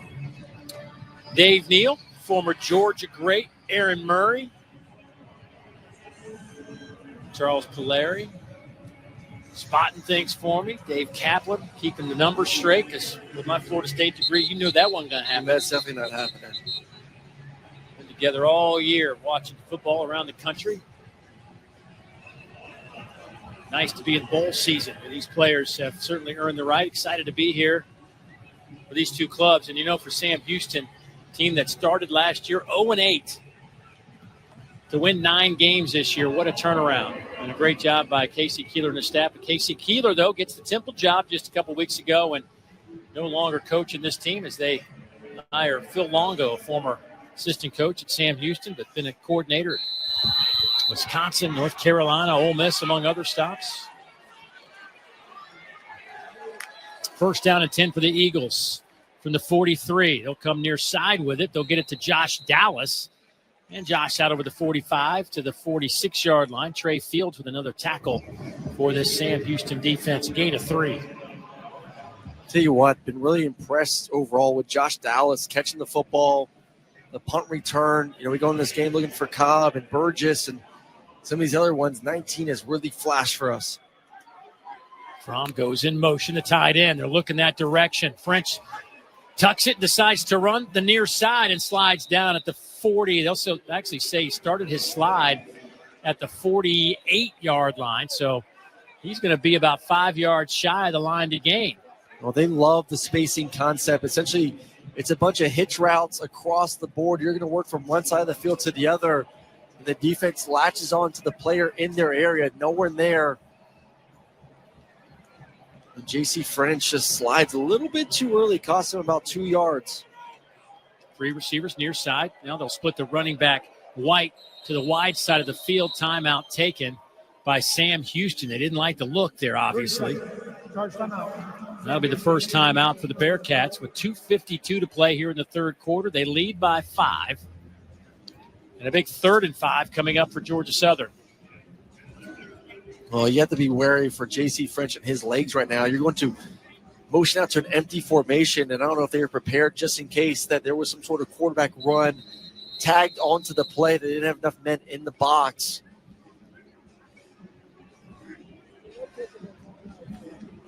Brad Cornelson, the interim head coach, was their offensive coordinator, still is. Been up in the booth, but all season comes down being on the sideline. First game being on the sideline. So he's having to deal with things like communication with the quarterback as he's trying to pay attention to other stuff and getting some help from his staff in that department. Started his career as a wide receiver coach, so he was on the field for that, but moved up to the booth when he became an OC, so it's been a few years. So it's 3rd down and 5 coming up for the Eagles. They'll line up in shotgun formation. Badinga, you're running back to the right side of his quarterback. But French looking left the whole time. Hits L.V. Bunkley Shelton for the catch. He'll have it across the line to gain by about a yard. So a pickup of 6. And Georgia Southern's offense stays on the field. Well, it's the double slants. They hit for a first down early on in the first quarter. All you're doing is reading inside to out, slant 1 to slant 2. And Bunkley Shelton does a good job faking like he's going to go to the outside, then crossing the face of the defender. Very friendly route for the quarterback to get the completion for the first down. L.V. Bunkley Shelton started his career at Oklahoma. There's the handoff going to Badinga. Has a big hole up the middle. Inside the 35, down to the 32-yard line before he's finally tripped up. A gain of 14, a first down. Devon Armstead, the corner, had to come up and make a play. Offensive line doing a good job, but once again, man, it has been a very impressive evening for the tight end room. You see Tyler Frum getting to the second level, logging the linebacker Trey Fields. And that's when you get those big runs, getting to that second and third level. First down and 10. Good clean snap. Looks like a little razzle-dazzle. Little throw from the receiver on an end around, and it's incomplete. Dalen Cobb was trying to hit Josh Dallas. Cobb came around. They handed it to the run back. Cobb came from the wide side, caught the little toss, tried to throw it, and it's incomplete. Nice reaction, too. He had, just to get this ball off, he had some pressure in his face. Defense was not full to the front side, throwing on the run, and just a little bit too far for Josh Dallas, unable to reach up and even get a hand on the football. That was a good time for a little trickery there on first down. Second down and 10. Boy, some wide splits on that offensive line. There's the snap. French looking to throw. Nobody open. Going to tuck it and run. Breaks a tackle, gets back to the line of scrimmage. It'll be third down and 10. Tavion Gaither, that linebacker, makes another play. Well, this is an interesting situation. What we've seen so far is third and long situations, them running the football. Right now, you're in field goal range. Are you worried about this offensive line getting sacked, getting pushed out of field goal range? Or finally, on a third and long, third and 10 here, are you going to actually try to attempt to throw the football to get the first down? And their kicker, Gavin Stewart, already hit from 49 tonight. Empty set. They'll send receiver in motion, Dalen Cobb. But J.C. French, the quarterback, takes it himself. Denver Warren trips him up. He got back to the line of scrimmage, so now it's fourth down and 10. Nice job by this Sam Houston defense on lockdown mode. Well, same thing, though. Still no trust to throw the football. Yeah. It's third and 10.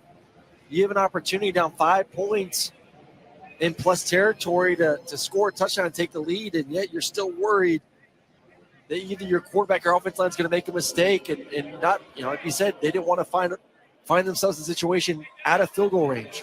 So Matthew Daniel will hold here for Gavin Smith. Snap is good. Hold is good. The kick is perfect. So back-to-back 49-yarders, and that one had a lot of juice, hit the netting behind the goalpost. So Gavin Stewart is now 15 of 18 on the year, and he is 6 for 7 from 40 to 49 on the season. It's 21-19. Sam Houston with 5 seconds to go in the third quarter. Well, if they would have drawn up, I would say a little bit of a better 2-point conversion on their previous touchdown. Yeah. Instead of having their long snapper try and run it in there. You talk about a tied ball game right now. 2 really impressive kicks from that young man before halftime, and then right there to make this all of a sudden a 2-point game as we're 5 seconds away from the fourth quarter. Clay Helton, the head coach of Georgia Southern in his third year in Statesboro, 20 and 18 in his 3 years, 8th year overall. Of course, before Georgia Southern was head coach at Southern Cal, won a Rose Bowl back in 2016. But Clay's been around a long time. This is his 30th year as a collegiate coach. His offensive coordinator, Ryan Alpin, just 34 years old. Grabacic to bring it out of the end zone on this kick, and he is tripped up at the 10-yard line, falls forward out to the 12.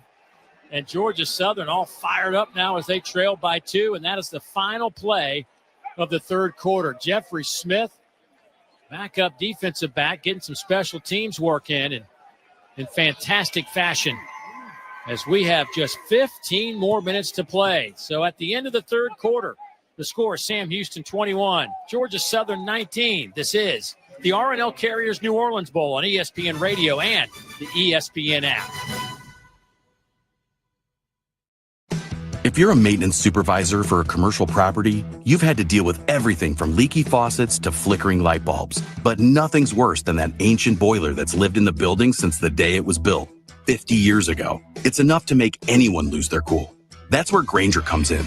With industrial-grade products and dependable fast delivery, Grainger can help with any challenge, from worn-out components to everyday necessities. Call, click Grainger.com, or just stop by. Grainger, for the ones who get it done. This holiday season, make Champs Sports your go-to destination for head-to-toe sports style. Whether you're shopping for family, friends, or yourself, we've got the perfect gifts to fit everyone's style. From trendy sneakers to cozy fleece, our collection is inspired by sport and designed for everyday life. And don't miss our exciting Sport for Life campaign, out now. Make this holiday unforgettable with gifts for the entire family. Shop your local Champs Sports store or champsports.com. Champs Sports, sport for life. No matter how good you are at protecting your personal info, you can't stop others from dropping the ball. Places like retailers, doctors, and airlines can accidentally expose your info, leaving you open to identity theft. That's why you need LifeLock. LifeLock monitors hundreds of millions of data points a second for identity theft and will fix it guaranteed or your money back. Don't drop the ball. Get LifeLock today. Save up to 40% your first year at LifeLock.com/sports. Terms apply.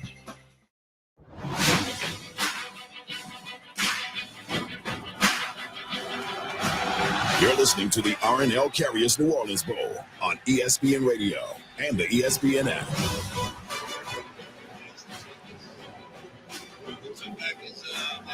Sam Houston 9-3 on the year, looking for win number 10. Georgia Southern 8-4 on their 2024 campaign, trying to hang on. They're down a couple of points in the final 15 minutes of this R+L Carriers New Orleans Bowl from the Caesars Superdome in the Crescent City.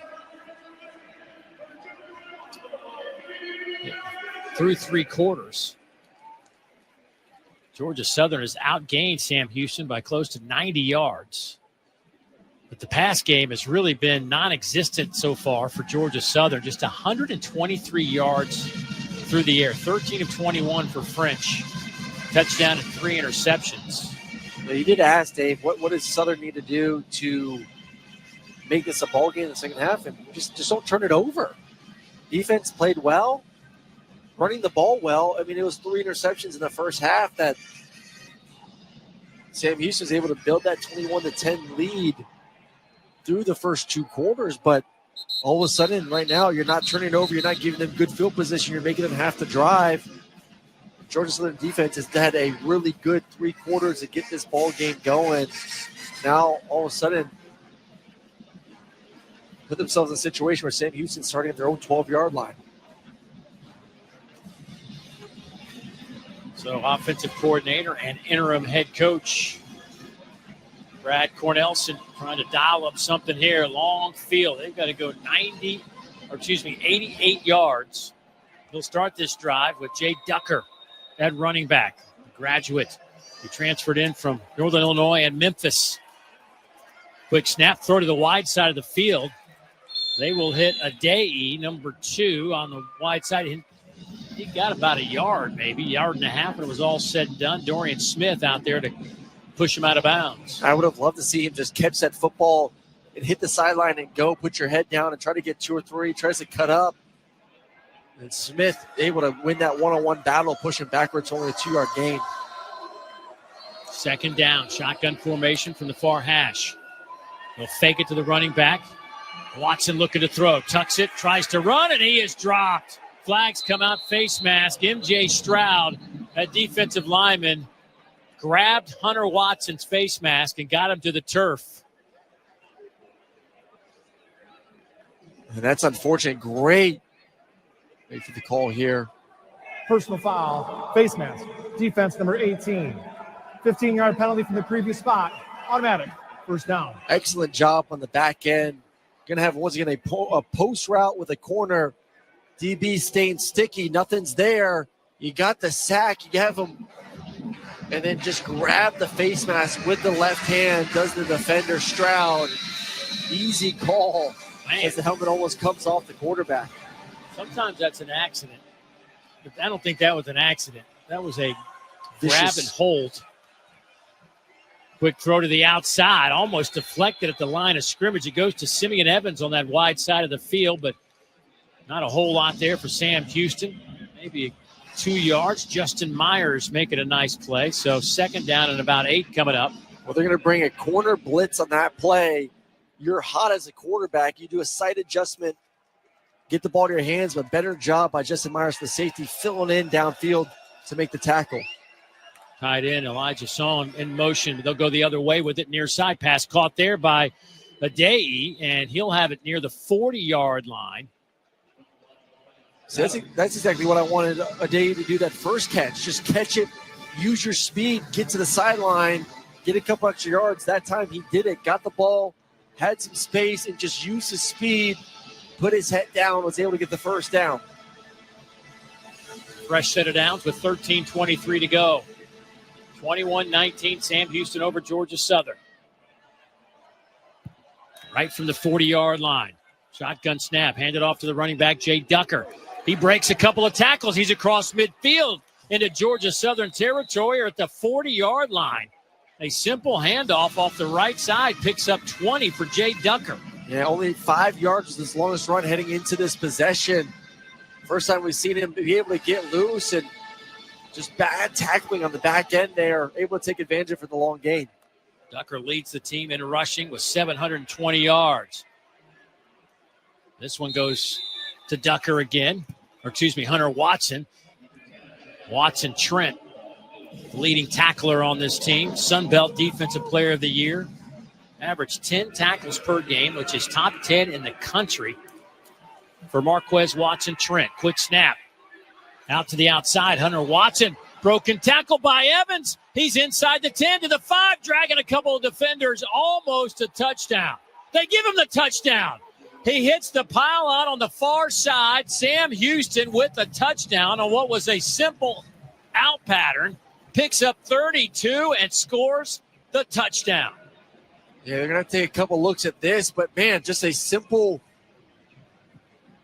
hitch route to the outside, breaks the corner tackle, makes the safety mix, and then carries the defender. I think he's going to be out, Evans, at the 1 yard line. Touchdown. That ruling is under further review. I think he's going to be just short, but still, what a play from number 3. Break a couple tackles, carry defender about 5 yards to get down to the 1 yard line. And it just seemed like a minute ago, this team was at the 12-yard line, about to give up a sack, head into a third and long situation, get a face mask, and then now turn that into some really positive plays on the ground and through the air to be knocking in to extend the lead.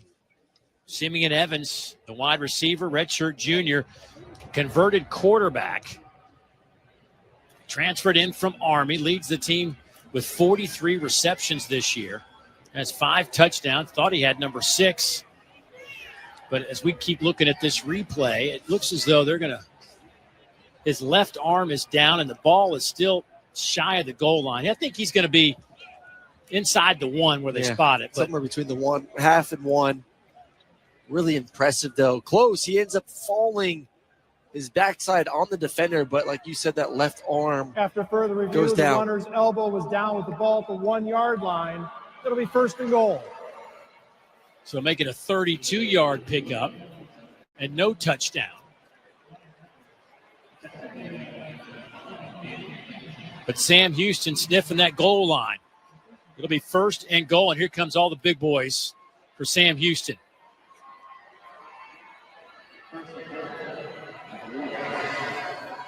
There's going to be about 2,000 pounds of beef up front for Sam Houston, trying to push this across as Sam Houston lines up in a shotgun formation. Hunter Watson, the quarterback.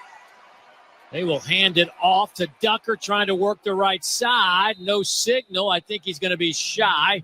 It'll be second and goal from about 6 inches out. And my partner up here just continuing to scream, "Get under center! Get under center!" I know. I don't know. I mean, we just see it over and over again. Just short of the goal line. I mean, the tip of the football is touching the white paint. Oh, looks like Watson's going to go under center. Bunch formation, quarterback sneak, a little push from behind. They got to get him in. They do. See, look how easy that is. Touchdown, Sam Houston. The tush push gets in. Big boys up front. Hunter Watson gets in for the touchdown. What a drive from Sam Houston.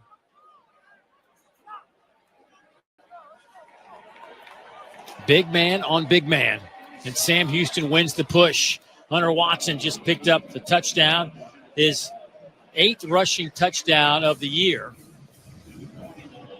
and makes it an 8-point game. Trying to make it 9 with the point after. Christian Pavon.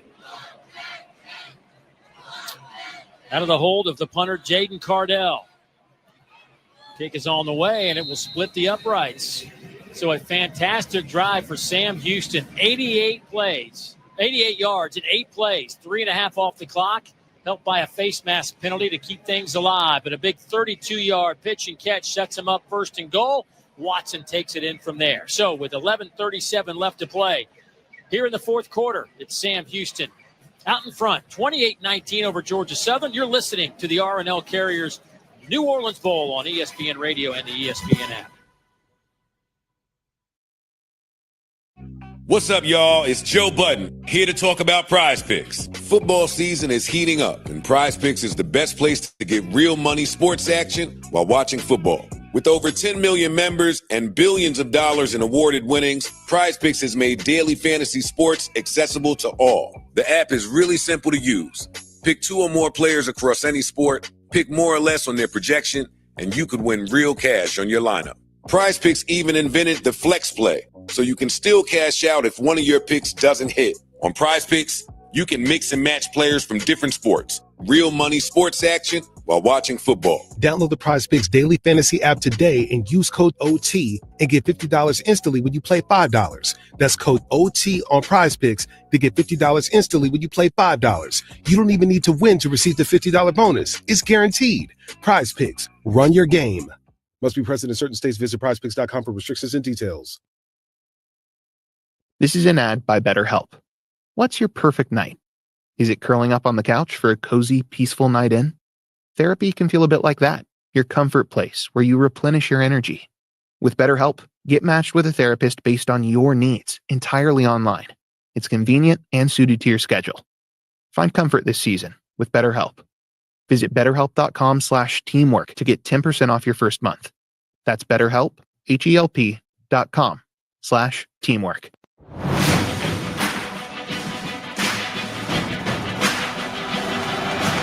You're listening to the R+L Carriers New Orleans Bowl on ESPN Radio and the ESPN app.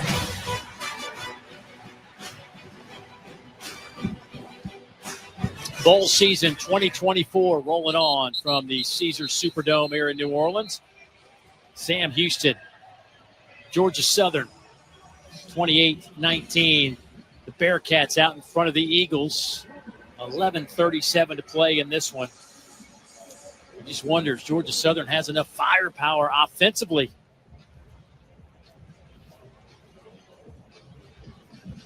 Sam Houston's defense has been stellar all year, and tonight they've, at least for the most part, made the stops when they needed to. 3 interceptions in the first half, 1 returned for a touchdown by safety Jalen Jimerson, who has 2 picks tonight. Sam Houston about to kick it away to Georgia Southern as the Eagles trail by 9.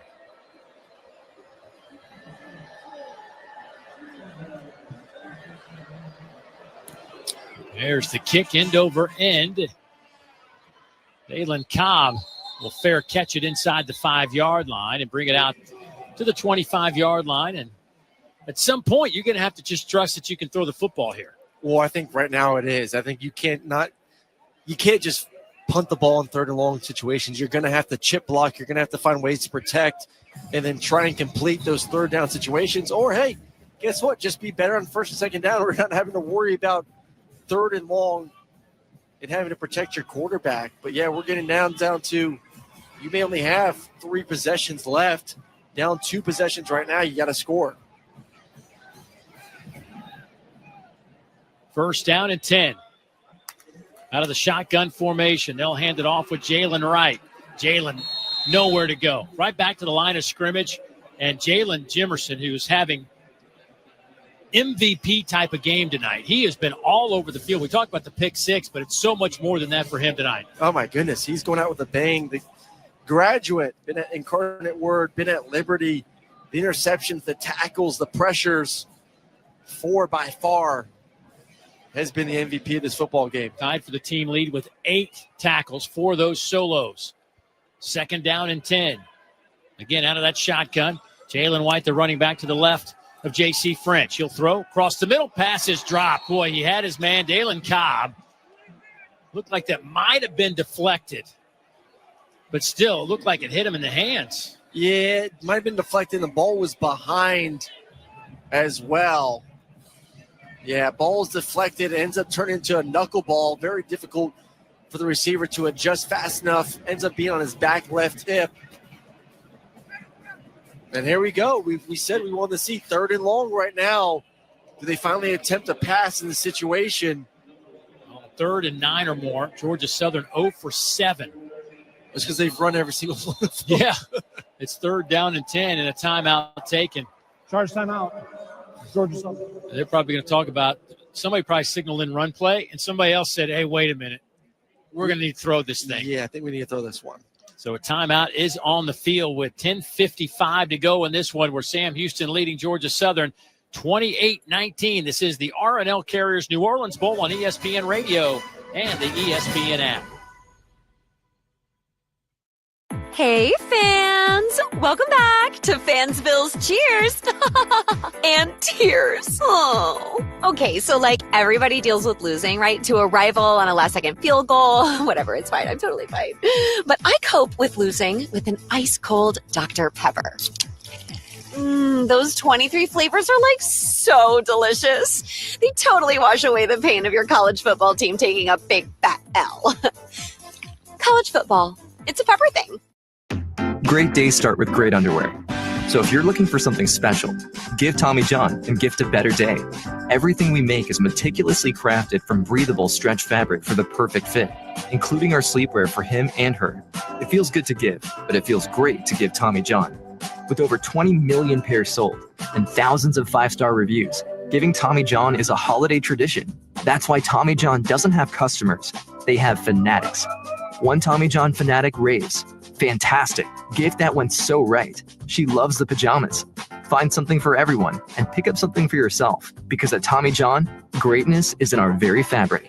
Plus, everything's covered by Tommy John's best pair you'll ever wear, or it's free guarantee. Shop TommyJohn.com/stream right now and save 30% site-wide. Get 30% off for a limited time at TommyJohn.com/stream. That's 30% off at TommyJohn.com/stream. See site for details.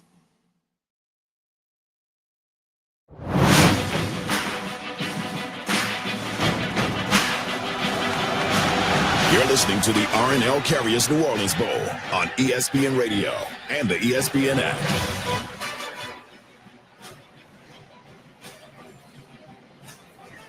$10:55 to play here in this 2024 edition of the R+L Carriers New Orleans Bowl. Sam Houston looking for their 10th win of the season. Georgia Southern trying to slow them down, but they trail by it. They've trailed really from the opening moments of this game after Georgia Southern's initial play from scrimmage was a pick 6 by Sam Houston, and the Bearcats haven't looked back since. Coming up is a 3rd down and 10 for Georgia Southern. They are backed up at their own 25-yard line, and throwing the football has been a difficult thing for Georgia Southern here tonight. Georgia Southern came in averaging 240 yards a game through the air, but they have been sitting on 123. And again, this Sam Houston defense only allows 174 yards passing, which is 10th best in the FBS. Georgia Southern will break this time out and line up in an empty set. They'll have 3 receivers bunched up to the wide side of the field, and to the left of their quarterback, J.C. French, will be 2 receivers. And a 3-man rush. Big wide splits, it appears, from Sam Houston as we are set for play on this big 3rd down and 10 coming up. There's the slap of the hands. The snap is good. French steps up in the pocket, throws high, incomplete. Looking for Burgess. There is a flag down on the near side. Offside. Defense, number 18. 5-yard penalty. Repeat. 3rd down. Boy, not a good heads-up play there by Sam Houston's Isaiah Nixon, giving Georgia Southern Another opportunity now at 3rd down and 5, and 3rd down and 5 and 8. Georgia Southern's had one opportunity on 3rd down. They've converted that one. Overall, they are 4 of 12 on 3rd downs. Looks like a 4-man rush from Sam Houston.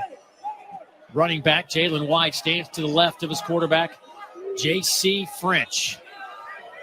2 receivers to each side. Now they'll bring a receiver in motion across the formation to the near side. There's the snap. Some stunts up front. Pass coming across. Caught near the 38 by Josh Dallas, and that'll be good enough for a first down, a gain of 8. They needed 5. Mr. Reliable has been Josh Dallas, just one-on-one on a deep out route. He's going against Iman Allen and wins his individual battle. And I love the way at the top of the route, he's very friendly, almost shaves it off to make sure that he creates enough separation to make the catch for the first down. Isaiah Nixon is down for Sam Houston. He's on one knee around the 35-yard line. Both teams will go to their respective sidelines for a moment, but a big, big 3rd down for Georgia Southern. That was a nice sharp throw from J.C. French. Stepped up in the pocket, threw a little seed to his receiver. Well, they got out of that 3rd and 10 with the offsides on the defense the previous snap. A little bit easier to throw the ball. 3 quick hitch, get the ball to your hand now. Get to Josh Dallas on the little out route. Well, wow, we've got a second. We'll pause 10 seconds for station identification. You're listening to the R+L Carriers New Orleans Bowl on ESPN Radio and the ESPN app.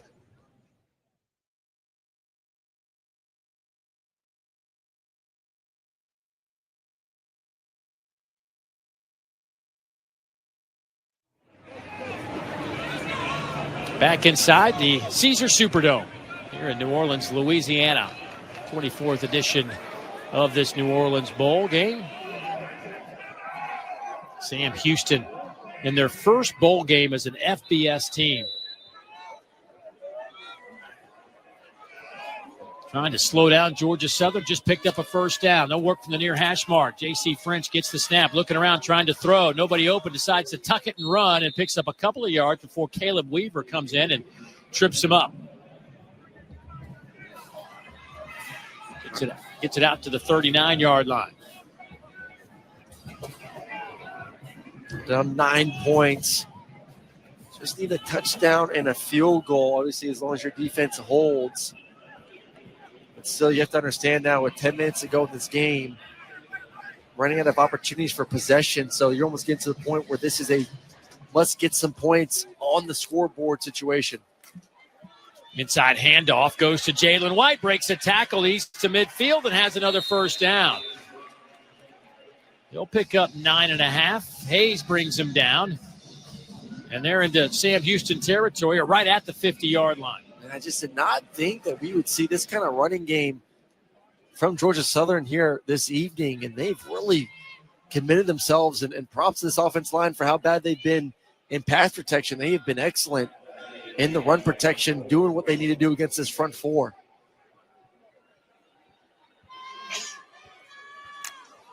There's the snap. French looking to throw. Near side on the run, trying to hit Burgess, incomplete off his hands. A little too hot to handle over there on that far sideline for Burgess. It'll be 2nd down and 10 coming up. Does he just not look jittery in the pocket? Yeah, I mean, he's shell-shocked. He's all over the place. His feet are all over the place. There is zero. I've played the position. I've been in moments like this where like you get hit a bunch. But you know what? You got to suck it up, and you got to stand in there. You got to make throws. And right now, his lower half is all over the place. Looking at 2nd down and 10. French 14 of 24 throwing the football. They'll hand it off here to Jalen White. White picks up about 4 yards to the Sam Houston 46. Richard Outland Jr., first one there to make the tackle, but it'll be 3rd down and 6 coming up now for the Eagles. Yeah, and I think this is 4-down territory. So defensively, I have to be on the lookout for J.C. French running the football here, especially if they go to some sort of empty formation. J.C. French putting his hands over his 2 ear holes, trying to hear the call from his offensive coordinator, Ryan Alplen.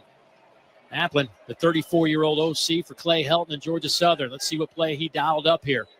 3rd down and 6. Shotgun formation, bobbled snap, and French gets it immediately under pressure. Throws on the run, wide open receiver near side. Pass is caught, first down to the 35-yard line by Burgess.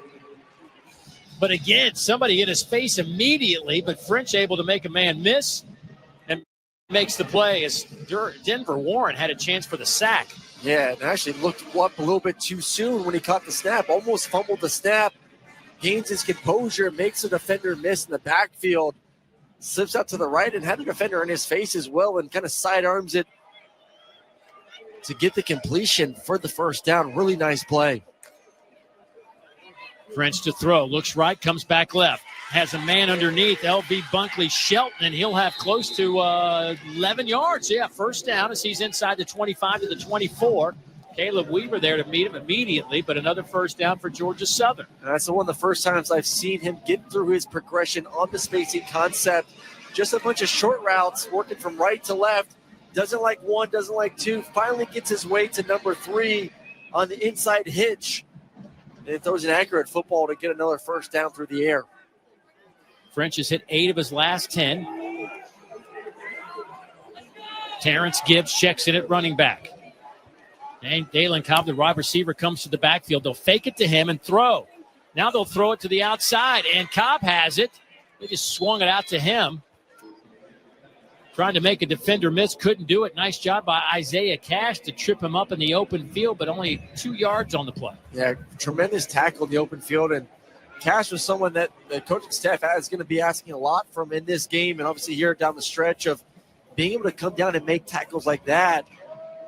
And then the big thing was their worry about the vertical passing game, but that defense line's done a good job of not allowing that part of this offense to show up. So really good play by Cash coming downhill. 2nd down and 8. Here's French looking to throw again. Hit as he throws, and it's picked off. Intercepted for the 4th time tonight. This time it's Bryceon Hayes with the interception. His first of the year. Bryson Hayes, the redshirt junior out of Huntsville, Texas, for his hometown university, making a huge play as the Eagles were driving. Just trying to make something when it's not there. At some point, you're there saying as a quarterback, the defense won the play. Let me just eat it or try and throw the football away instead. As JC's falling backwards, he tries to throw it and throws his 4th pick. And a nice drive by the Eagles is snuffed out with 6:27 to play in this game. Sam Houston leads Georgia Southern 28-19. This is the R+L Carriers New Orleans Bowl on ESPN Radio and the ESPN app. If you're a facilities manager at a university, you know students rely on the cafeteria for breakfast, lunch, dinner, and the occasional late-night snack. So when a dishwasher breaks down and dirty plates pile up, the mess hall can turn messy in the blink of an eye. Enter Grainger. With over 1 million industrial-grade products and fast delivery, the product you need now is never far away. So you can turn that dishwasher back into a lean, clean washing machine. Call, click Grainger.com, or just stop by. Grainger, for the ones who get it done. This holiday season, make Champs Sports your go-to destination for head-to-toe sports style. Whether you're shopping for family, friends, or yourself, we've got the perfect gifts to fit everyone's style. From trendy sneakers to cozy fleece, our collection is inspired by sport and designed for everyday life. And don't miss our exciting Sport for Life campaign, out now. Make this holiday unforgettable with gifts for the entire family. Shop your local Champs Sports store or champsports.com. Champs Sports, sport for life. No matter how good you are at protecting your personal info, you can't stop others from dropping the ball. Places like retailers, doctors, and airlines can accidentally expose your info, leaving you open to identity theft. That's why you need LifeLock. LifeLock monitors hundreds of millions of data points a second for identity theft and will fix it guaranteed or your money back. Don't drop the ball. Get LifeLock today. Save up to 40% your first year at LifeLock.com/sports. Terms apply.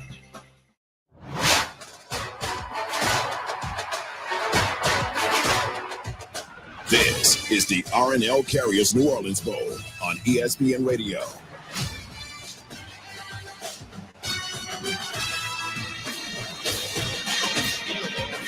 28-19, Sam Houston out in front of Georgia Southern. Getting late, 6:27 to play here at Caesars Superdome. Dave Neal, Aaron Murray, glad you could join us tonight as bowl season rolls along. Gets serious, gets real serious tomorrow night with college football playoff getting cranked up.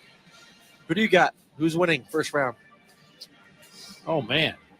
Well, let me think. We got Indiana, Notre Dame. I think I like Notre Dame at home. You see a picture of Notre Dame's field. It was all snow yesterday. Now, those two teams can handle the cold, but I just like Notre Dame. Well, Notre Dame's ability to run the football, right? Their identity fits better for that type of weather.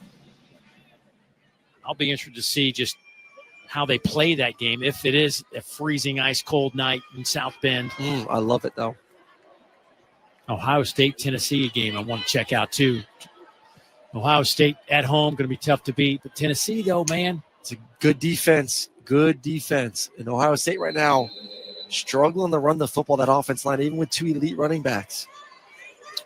First down and 10, Sam Houston. They'll have it here at 6:27 to go. Back at the 18-yard line after the interception. First play from scrimmage, almost picked off. Oh, boy. Hunter Watson came out rolling to his right. Chance Gamble, the corner, had it and just dropped it. That should have been a pick. Oh, should have been an easy pick. Corner route. He jumps it perfectly. Opportunity to catch it about the 35-yard line to give them tremendous field position. He read it. Really gutsy play call here to throw the football. It was right in his hands. Easy interception dropped. Second down and 10. They're not going to throw here. They fake it. And Hunter Watson tries to take it himself and got back to the line of scrimmage before he's pushed back by Keba Seka, along with Marquez Watson-Trent. Now this is an interesting call. Your quarterback just almost threw a pick. 3rd and 10. You want to be aggressive. You don't want to give Southern an opportunity to get the ball, and you want to see this clock continue to milk away. Do you trust your quarterback in this situation to throw it? I'm surprised they threw it. 2-score game. I am too. 6 minutes to go. Clock now at 5:43 and counting. 3rd down and 10. John Gentry at running back. He'll stay into block. Pressure dumps it off, and it's incomplete. They tried to get Gentry, but Marquez Watson-Trent came slicing through that offensive line, causing some problems for Sam Houston, and now it's a punting situation, and the clock stops at 5:34. I know. That's 2 plays, 2 incompletions. They're trying to get a screen off here to their running back, and the talented Watson-Trent gets in the backfield. Gosh, to disrupt it. They only took like a minute off the clock. If a minute. Probably somewhere around 40, 45 seconds. 2 incompletions. And Georgia Southern should get some pretty good field position here after this punt. Josh Dallas stands back at his own 40. Here's the punt from Jaden Cardell. And boy, it's a boomer. Fielded over the shoulder at the 27 by Dallas. Turns the corner and is walloped. Ball came out. Sam Houston may have it. They're jumping around like they picked up the loose football. C.J. Johnson looked like he was tugging on the arm and may have stripped the football out of there. We're waiting for the signal, and Sam Houston has it. He literally took it right out of Josh Dallas's hands. C.J. Johnson, instead of making the tackle, he grabs the football, rips it out, clear fumble, and then recovers it from there. What a play from CJ to get the ball back from Dallas. Josh Dallas, who has had a tremendous night, both in the punt return and receiving position. He did, Aaron. He literally didn't tackle him. He just tried to grab the football, and it worked. That was crazy. And what a break for Sam Houston. Now, after taking less than a minute off the clock on their last possession, they look like they want to throw it here. They step back. The pocket collapses. Hunter Watson is dropped back at the 36-yard line by Marquez Watson-Trent and Justin Rhodes. And the clock continues to move. At least he didn't throw an incomplete pass if you're Sam Houston. Right now, I think for being an interim head coach, Brad Cornelson has done a really good job besides the first down play calls on these past this possession. Just run the football. I don't know why we're trying to throw you're up 2 scores.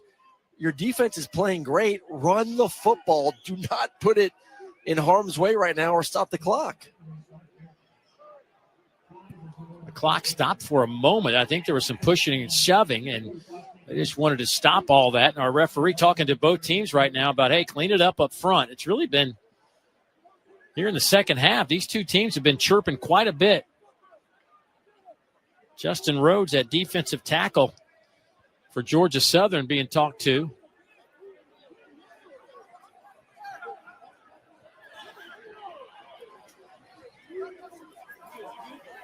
A lot of chirping. After the play, personal foul, unnecessary roughness, defense number 25. 15-yard penalty, automatic. First down. Aiden Jackson. I didn't even see a flag anywhere. But, boy, that will move the football. Now you're clearly in scoring range. There'll be 5:09 put back on the clock, but that'll move the football close to the 20-yard line. Boy, Georgia Southern self-destructing here.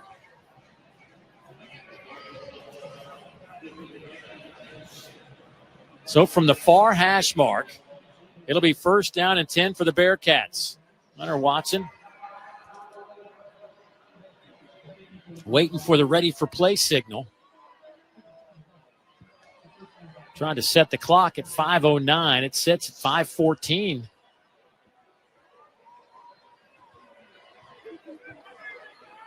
We can't seem to get it to 5:09 with today's technology. We can't get a clock to 5:09. Huh.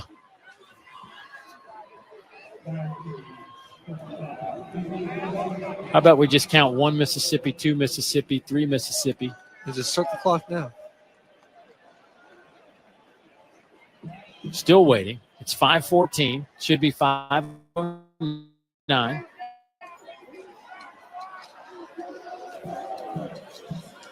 That's 5:06.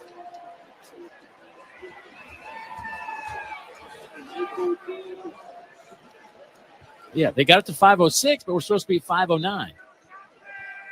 Hey, there we go. There we go. There we go.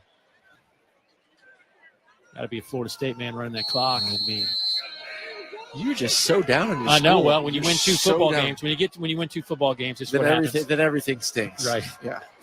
Just shut down the whole university. So the clock is moving under 5 minutes now. First down and 10 for the Bearcats from the far hash mark. Running back is Jay Ducker to the left of his quarterback. 2 receivers near side. Couple of tight ends in the game. They will throw it on first down. Pass is caught on the wide side of the field by Simeon Evans, but still. Why are we throwing the football? I don't Dave? know. Why are we throwing the football? I get that there's no success running it right now, but you're just playing a time game at this moment. You know, that's all it is. You're playing a time game, and you're just playing not to make the big mistake at the moment if you're Sam Houston. 28-19 score. Clock moves, 4:15. Sam Houston in no hurry here. Play clock's at 10 seconds. It's second down and 5. Playing with fire when they throw this thing. No inside handoff to Jay Ducker trying to get between the guards and bounces off a couple of players down to the 16-yard line. But again, they can take off another 40 seconds here. Play clock's at 35. The game clock's at 3:50. Yeah, I'm playing the game again. Just run the football. You know, I know you'd love to get the first down, but if you can run it, force Southern to use a timeout, kick a field goal, they still got to have 2 scores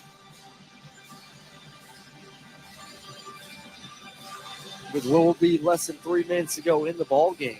Georgia Southern with 2 timeouts. Of course, the 2-minute timeout coming up. 3:22 to go. Play clock down to 3. They snap it, and they hand it off to Jay Ducker, and he's going to have enough for the first down, I believe. If he got to the 10, that'll move the chains. First down, Sam Houston, and they can just take off another 2.5 minutes off this clock. 2 minutes off this clock because you got the 2-minute timeout coming up as we hit 3 minutes to go. Really good job. Brett Larson, left guard, leading the charge there along with Jay Ducker.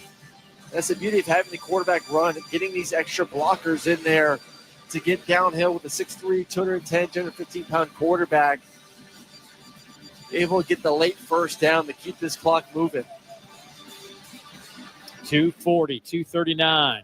First down and goal. There's 5 on the play clock. There's the snap. Watson takes it himself. The quarterback turns the corner and gets shellacked at the 5. Boy, there may be a flag for targeting coming around the corner. Somebody went right at his helmet. I couldn't see who that was. It was Hicks and Stampley in the area. But somebody might have led with the crown of their helmet. Watson thumbs up. I guess somebody in his speaker in his helmet says, "You okay?" And he gave him the thumbs up. Let's see what happened here as we get another look on our big screen here inside the Superdome.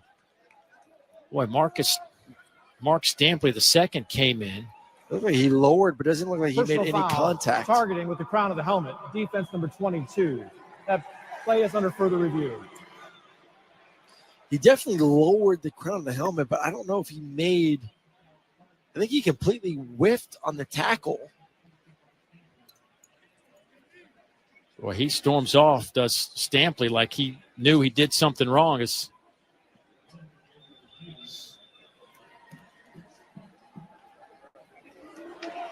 It was a shot.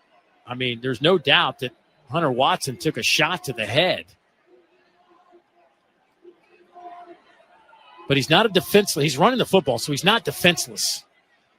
But what happens now is there is still targeting with the crown of the helmet. So we're getting another look at it on the big screen, and it wasn't a direct hit as we look at it one more time, but there was contact to the helmet. Yeah, I think that from that view right there, definitely you see the lowering of the crown of the helmet and then contact. Yeah, that's going to be, unfortunately, targeting there for Mark Stampley. Just cannot duck that helmet. And again, it's more for the safety almost as the defensive player when Both you lower guys. your helmet like that. I think that's going to be one of those that they're going to be hard to overturn that one. So we'll wait for the final decision. Here it comes. After further review, there is no foul for targeting. Hey Number now. 22 can stay in the game. It's going to be second down. You know, I think the word forcible contact, you know, it was a glancing blow. It looked like that should have been. He lowered his head and he lowered his helmet and he hit his helmet on the player's helmet as he lowered the crown. Georgia Southern will call a timeout. Well, that's why I said The initially it second looked like of he the might half. have missed because it was so glancing, but still it was I guess not deemed forcible contact.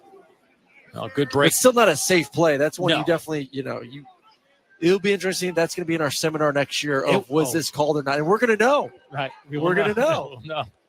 We're going to be the only ones that maybe get it correct. Second down and goal.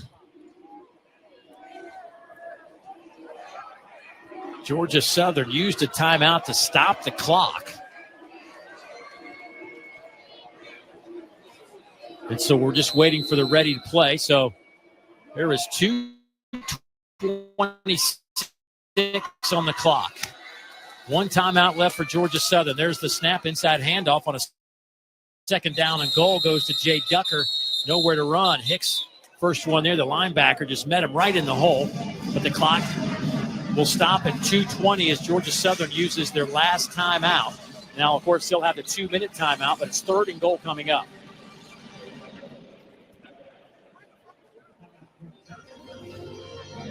Really a tale of just turnovers. I mean, it's a 9-point game, and you have 4 turnovers on one side and 1 turnover on the other. One offense has 325 yards for Southern and about 80 yards more than Sam Houston, but And look, it's a 2-possession game. So Georgia Southern going to need a miracle here. yeah, and they're going to need a touchdown, 2 touchdowns regardless. Assuming they kick a field goal here if they don't convert. It'd still be 2. Two They'd be down touchdowns. 12. Yeah. They'd still need 2 touchdowns. If they do get a touchdown, it would be a 16-point game, so 2 touchdowns and 2 2-point conversions. We've seen stranger things. I mean, if I would score, if Sam Houston did score a touchdown here, I'd go for 2. Try and make it 17 points. Hunter Watson lines up, shotgun formation. He'll take it himself off the right side, looking for a little bit of a hole. And he is met at the 2, stood up there, and there's a whistle as he doesn't hit the ground, but stood up, play is dead. Stampley came in to make the play. And that clock will wind down to the 2-minute timeout. It'll be 4th down and goal for Sam Houston. Well, I think the question now, Dave, is do you go for it anyways? It's still a 2-possession game. If you don't get it, they're going to have to drive 96 yards against your defense. And if you get it, you go up by 16, if not 17, if you go for 2. If I'm Sam Houston, I'm going for it here. I think that's what the discussion is right now at this 2-minute timeout among this coaching staff. What do you guys want to do? I'm going for it. I think this is you trust your defense, which has been tremendous. 4 picks. You know that they're going to have to throw the football against your defense, which has been getting after the quarterback. I'm going to stay on the field. I'm going to try to score a touchdown. I'm going to try to go for 2 and end this game. Sam Houston has only produced 268 yards of offense, but it's good enough for have 28 on the board. Meanwhile, Georgia Southern, 325 yards of offense, 154 through the air, 171 on the ground. For Hunter Watson, he's had a nice game holding on to this football. 23 completions for Watson, which is a season high. He's also up to 213 yards. He's not really known for his throwing, but it's the 4th game this year over 200-yard passing. His season high was 229. He's done a nice job, using that term. I don't know how quarterbacks feel about it, but, quote, managing the games. Manage the game. Manage the game. Listen, you got a defense like this, and we went over it 1st and 2nd in pretty much every category in the conference. You learn to almost just don't screw it up. Well, that's on the flip side. Georgia Southern has screwed it up. They have turned it over 5 times, 4 interceptions and a fumble. Sam Houston has turned it over once. Those 5 turnovers have resulted in 14 points for Sam Houston in this game. Georgia Southern does have 4 sacks, 8 tackles for loss.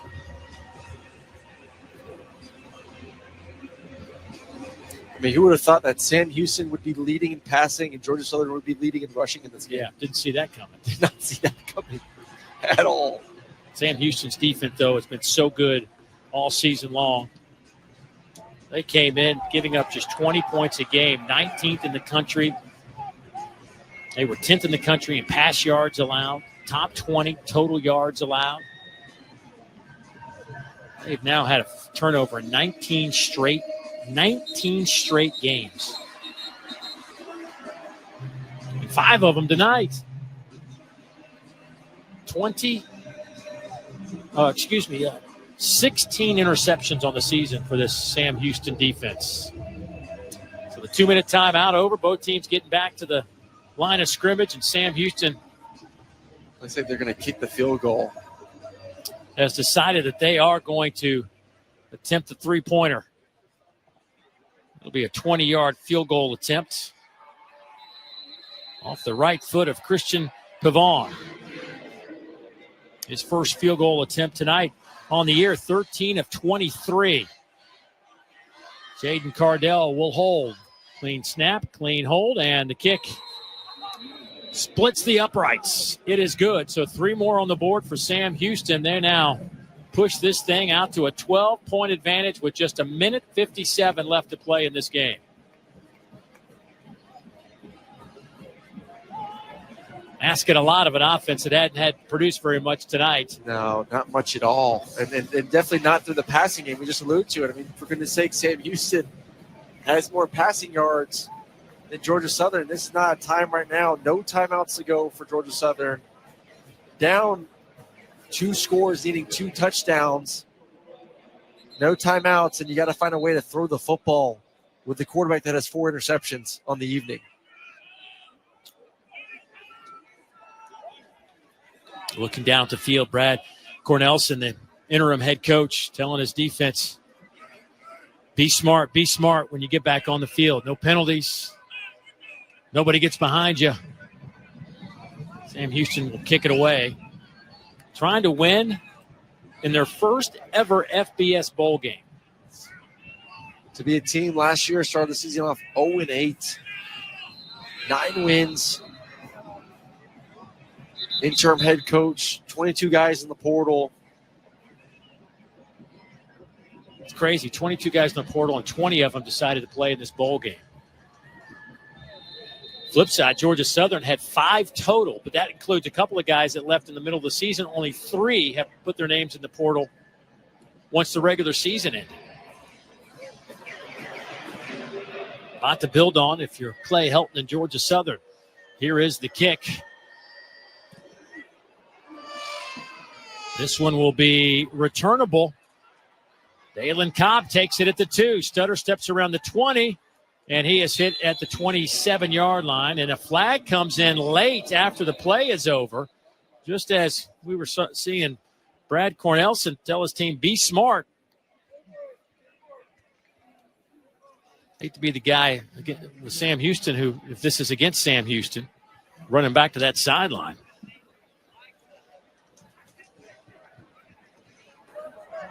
After the play, unsportsmanlike conduct, kicking team number 40 is first of the game. 15-yard penalty, first down. That's Raylan Adams, the defensive back, getting having a little discussion with a member of the coaching staff right now. Just last thing you want to do is make things shorter of this offense, get a couple easy opportunities maybe to score quickly. Like getting them 15 yards there on the kickoff. Still a tall task right now for this offense to try and get 2 touchdowns the way things have been going for this offense.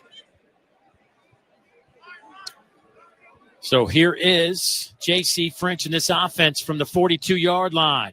They will pass it complete to Josh Dallas near side, makes the catch at midfield, and they will stop him there. Forward progress at the Sam Houston 49. Jalen Jimerson now in double figures with 10 tackles. Georgia Southern gets to the line of scrimmage in a hurry as the clock continues to move. They are out of timeouts. 1:30 to play. 2nd down and 1 from the near hash mark. French to throw again. Has time. Throws wide side of the field. Incomplete. Little miscommunication with his intended target, Derwin Burgess over there, who was running down that sideline. Ball was behind him a couple of yards, but there is a flag. You get a holding on the offense. Offense, number 62. 10-yard penalty. Repeat. 2nd down. Down Boyd, that left tackle. He's had a long night there on that left side. Just one-on-one. Loses on the speed move to the outside and just grabs the defender and throws him to the ground.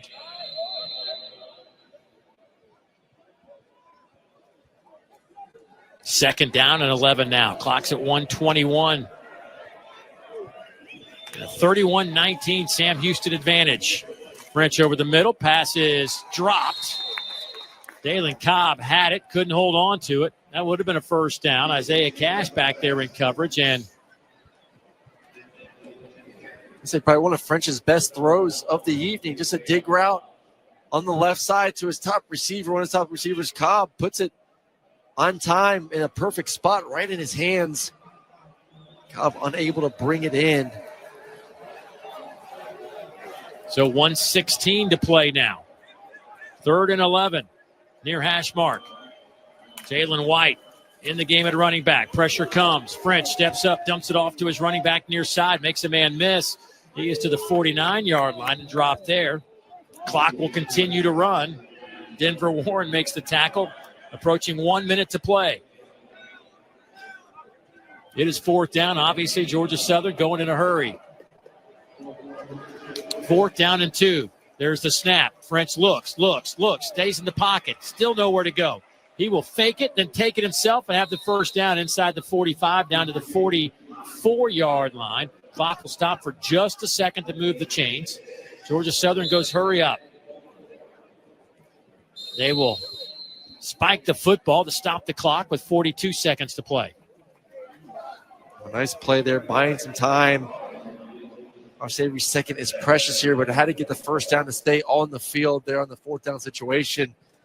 But right now, 42 seconds, you got to get some chunk plays. I'm talking about 20-plus yards down the field. You cannot dink or dunk right now, and if you're Sam Houston, you just want to keep everything in front. You'll give up first downs. Just can't give anything over the top. From the 44, there's the snap. French over the middle. This time, Cobb makes the catch. There's that chunk play. Breaks a tackle down to the 5-yard line. Isaiah Cash finally brings him down. Clock will stop with 33 seconds to move the chains. Georgia Southern in a hurry. The ball will sit at the 4-yard line. And a timeout taken by Sam Houston with 30 seconds on the clock. Well, that's a big play we said that you had to get and you couldn't give up if you're Sam Houston. Just a seam route over the middle of the field, perfectly throwing football up and over the defender. Then Cobb, with that speed, we really have not been able to see that throughout the ball game, able to use it, hit the burners to get another about 20 yards, 20-plus yards after the catch to put them there at the 4-yard line. And now all of a sudden you're saying, hey, let's try to get a quick touchdown here in the next 1 or 2 plays. Give us about 25 seconds. See if we can get the onside and throw a Hail Mary. So you're saying there's a chance. There is a chance. There is a chance. Sam Houston took that timeout, leaves them with 1, but 30 seconds on the game clock. Georgia Southern with no timeouts left. Wait, you know what? Think about this. I know we're going back a couple possessions, but if they just run the ball on one of those first down plays, Sam Houston on their last couple of drives, this game's over. Well, I still think, also go back to, I think you should have gone for it on that 4th down, because even if you had to, with the same amount of time, have to drive another 40 yards. Instead of kicking the field goal? Instead of kicking the field goal, make them drive 95 instead of where they start this possession at the 40 because of the penalty. Yeah, it's 35 more yards. I don't think they drive it down the score touchdown within that time frame. By the way, they just added 3 seconds during that timeout. So there's 33 seconds on the clock now. It'll be first down and goal from the 4-yard line. J.C. French lines up in shotgun formation from the far hash mark. Claps his hands, gets the snap. Looking. Now going to throw to the corner of the end zone, incomplete. And that took 4 seconds off the clock, 29 seconds, looking for Jalen White. So now it'll be second down and goal.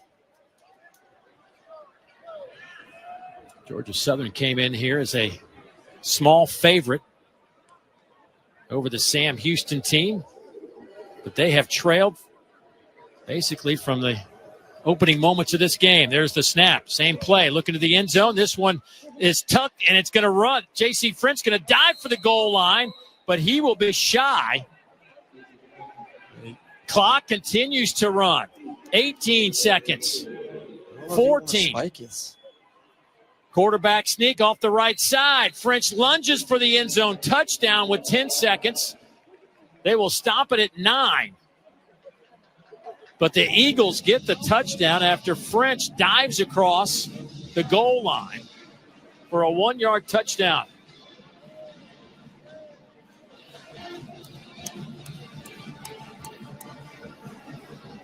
Well, 10 plays, 58 yards. Minute 48, had the big chunk play that they needed. Now it gives them a chance to kick the onside kick. There's the point after. It's up and good. So 9 seconds on the clock in a 5-point game.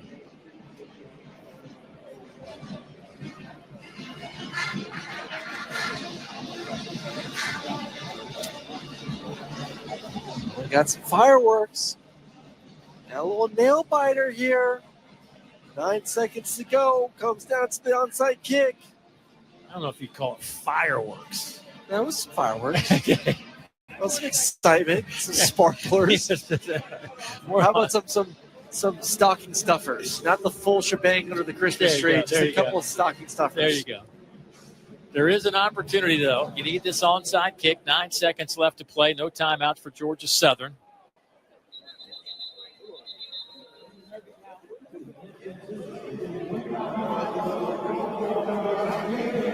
So the Hands team coming on the field for Sam Houston, who's, again, trying to pick up their first bowl victory as an FBS program.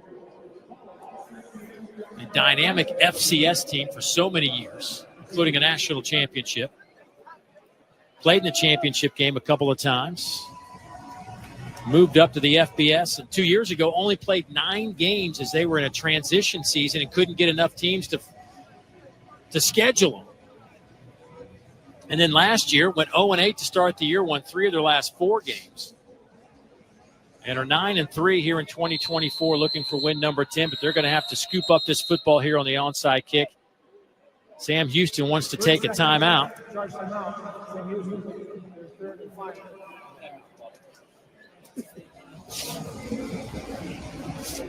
30-second timeout. So we have used all 12 of our timeouts amongst these teams. Plus You can't take it's the end of the season. Right. You definitely can't take them home. You can't now. start next year with 4. You can't start next year with 4.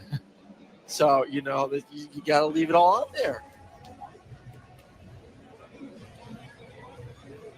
What was we did hit the over. It was 40. Depending where you look, 46.5, 47. So, yeah, we definitely hit that. 57 right now. See, look at we're not going to cover Look that. at you with the fast counting. A lot of practice. It was that math class I took 3 times. So we are lined up. They will line it up on the near hash mark. Attempting this onside kick, Gavin Stewart. There it is. A couple of bounces and scooped up, and Sam Houston will have it. That will do it. The Bearcats come to New Orleans. And they will walk out of here with a victory under their interim head coach, Brad Cornelson, who gets doused in the Gatorade bath. A happy moment. Come on. Sam Houston has to snap it one time, and this one is in the books. The defense, once again, does the job for Sam Houston. 4 interceptions, 1 pick six, very first play of the game for them on defense. It's the difference in this game. Yep. And there it is, the final snap. Sam Houston State from Huntsville, Texas, in their first ever FBS bowl game, wins it over Georgia Southern 31-26, and they pick up their 10th win of the season, again after losing their first 8 in 2023. The two coaches meet at midfield for a hug. Georgia Southern will fall to 8-5. Clay Helton still looking for his first bowl victory since the 2016 Rose Bowl when he was the head coach at Southern Cal. So, Aaron, who is your big Monster Energy player of the game? Oh, I think this is an easy one. Jalen Jimerson was absolutely phenomenal in this football game. Couple of beautiful interceptions. The one-hander